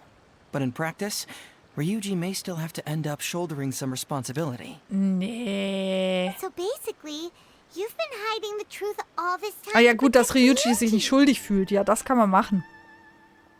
Mental trauma doesn't heal as easily as physical wounds. My biggest worry is that Ryuji would struggle to cope if he knew the truth. He's like an innocent child. He freely gives his trust and his love to everyone that treats him well. That's why he thought of Takatsukasa Isamu as a father figure. I'm pretty sure that to this day, he has never paused to wonder whether Takatsukasa Isamu was actually a good person, or if Sango just hired him as a gopher, or why I left the detective agency. If he found out the facts about Takatsukasa Isamu, I'm afraid it would crush him. Du hast mir heute die Wahrheit offengelegt, weil... Well, as you can see, I'm a little less confident than people might think. To prevent Ryuji from getting hurt, I covered up the truth. But by doing so, have I held him back? Did I do the right thing? I couldn't turn to anyone for help, and everyone around me thinks I'm so smart, that I should just be able to handle every case on my own. Du könntest ja einfach fragen. Even if I tried to discuss it with them, they'd just say, "Don't be ridiculous, Mr. Heizou, no problem's too difficult for you." But you're different. Unlike them, you don't have that kind of prejudice towards me. You've traveled far and wide and have had all kinds of experiences. Most importantly, my intuition tells me that you're someone special. Oh, zu viel der Ehre, that I zu can viel. trust Oh. you and that you can help me. Zu viel der Ehre. So, I'd like you to be the one to decide whether we should expose the truth or not. Ich muss darüber nachdenken. You don't need to tell me what you decide, and you certainly don't need to decide right now. All right, let's head back to the detective agency. You can mull it over on the way. Once you've made up your mind, just tell Ryuji and Sango your verdict. Naja. Ich würde vielleicht Sango erstmal Bescheid sagen und ihr die Entscheidung überlassen, weil sie hat ja so drauf gedrängt. Ja, und dann soll sie das doch mit ihrem Gewissen klar machen. Ob er das erfahren sollte oder nicht. Echt mal. Warum soll ich das entscheiden?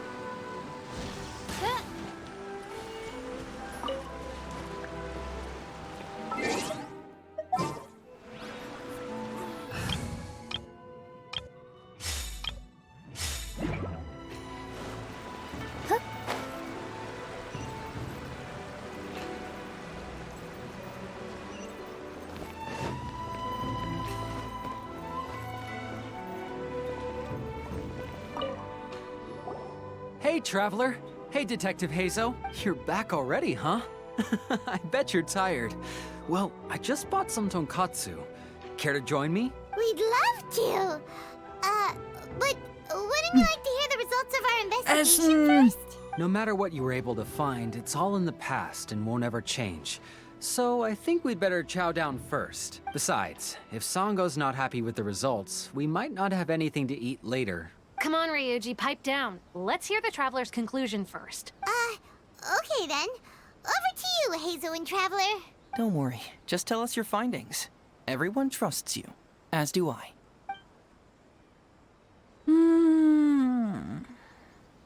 Sango gab Heizou fälschlicherweise die Schuld. Der wahre Mörder war tatsächlich Shiroyama. Herr Heizou hat tatsächlich einige Hinweise versteckt. Die Wahrheit ist...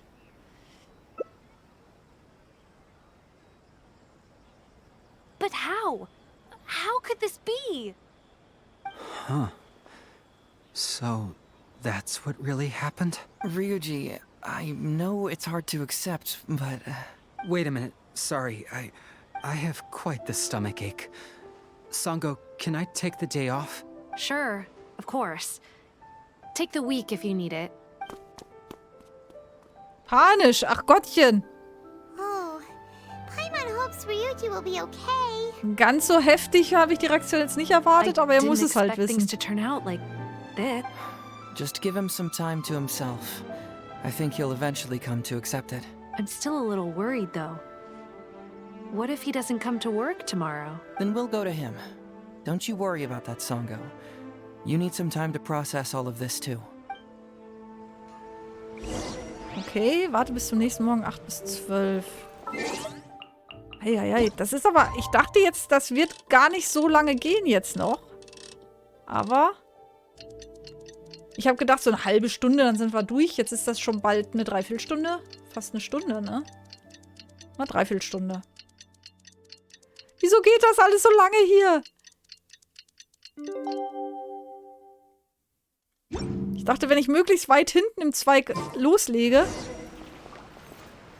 dann dauert es nicht so lange. Aber ja, durch die Ermittlungen... You're here. Don't worry. Ryuji came earlier this morning. I guess he can handle a lot more than I had thought. I was honestly worried he'd suffer a breakdown. But as of today, it seems he'll be fine. Ist He er went nicht over da? to Natsuke Nogen Crafts to buy something. Let's go find him then.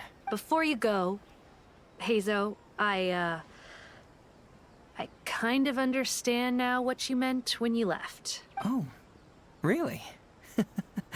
I'm happy to hear you say that. All right, time to find Ryuji.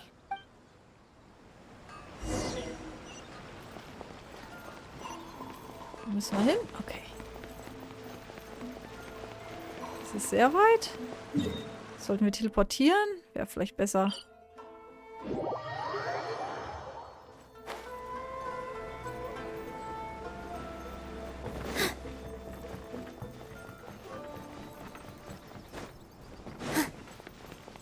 Look, there's Ryuji with a little kid too. Is he buying our toys? Ist die Tochter wahrscheinlich. Ryuji, was my daddy handsome? I've never seen what he looked like. Of course. Takatsukasa Isumu was a very handsome man. Also, it's not uncle. Call me brother. But you look so old. Wie alt war er? 20? Oh Mann, mein Herz. Well, I'm still your brother. Huh? How come? Because he treated me like a son. Huh? Who are you guys? We're friends with your big brother Ryuji, and with your father too. Oh, really? Yay! I've met loads of my daddy's friends today. Can you tell me some stories about him? I really want to hear them. Sure. Why, I know enough stories about your old man that if I started talking now, you'd be all grown up before I finished them. Wow, that's amazing. Well, I don't want to grow up too soon then. Maybe when I'm 100. No, 200 years old. No, 300 years old.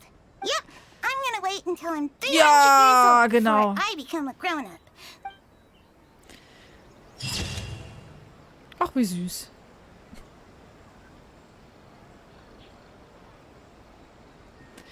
Was am wichtigsten ist, liegt immer jenseits der Wahrheit. Die Prinzipien des berühmten Detektivs. Okay. Das heißt, hier kriegen wir jetzt auch noch ein bisschen Belohnung. Und dann machen wir uns für heute mal auf, würde ich sagen. Zack. So, gibt's da jetzt noch... Geht's da noch weiter? Ja, ich könnte mich auch entscheiden, es nicht zu sagen. Wollen wir das noch machen? Ja. Dann haben wir die beiden nämlich auch. Dann haben wir nämlich beide Endings. Die sind ja so dicht miteinander verbandelt. So. Die können wir noch machen. Und dann ist aber auch Schluss für heute. Ist ja bald Wochenende.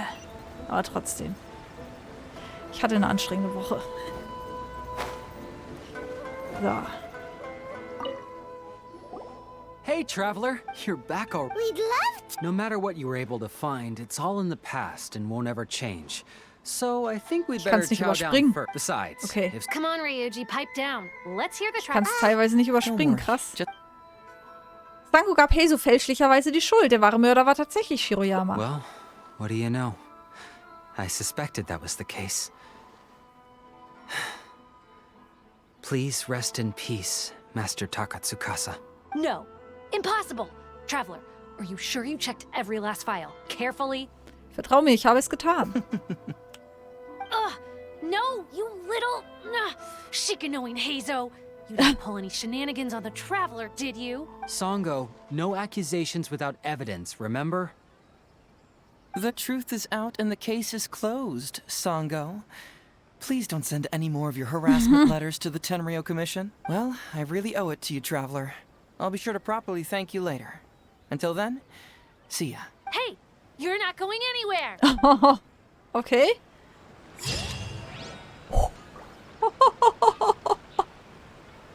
Okay. Schön. Dann haben wir ja schon 3 von 5 Endings, ne? Oder sind es 6 hier? Ne, es sind nur 5, ne? Ja, passt. Die anderen 2 machen wir dann später. Hier gibt es noch dann anscheinend was Längeres. Und hier gibt es auch noch einen Abzweig. Vielleicht ist das auch noch mal so kurz, aber ich teste es jetzt nicht aus, ganz ehrlich. Hier war es abzusehen, aber da oben weiß ich es jetzt nicht mehr, wie es da verlaufen ist. Von daher würde ich sagen... noch ein bisschen Urgestein. Reicht auch nicht. Ich wünsche euch noch einen schönen Abend. Aber erst nachdem ich Werbung gemacht habe. YouTube-Kanal ist hier verlinkt, Discord-Channel ist hier verlinkt. Schaut doch einfach mal vorbei. Der nächste Stream wird wahrscheinlich, ich weiß es noch nicht. Nächste Woche Dienstag, schätze ich mal, 20:30 Uhr, wieder Genshin Impact sein. Noch nicht hundertprozentig sicher, wie immer. Hier der Zeitplan wird gepflegt. Spätestens am Montag gibt es dann die Einträge für die nächste Woche. Oder wie gesagt, in meinem Discord-Channel veröffentliche ich auch immer die Termine für meine YouTube-Let's Plays und für meine Twitch-Streams. So, jetzt aber. Ich wünsche euch einen schönen Abend. Schlaf gut, wacht erholt auf. Habt einen tollen Tag morgen. Es ist Freitag, so gut wie Wochenende. Von daher genießt es, erholt euch gut. Und wenn ihr mögt, sehen wir uns dann voraussichtlich eventuell am Dienstag wieder. Bis dann, meine Lieben. Ciao, ciao.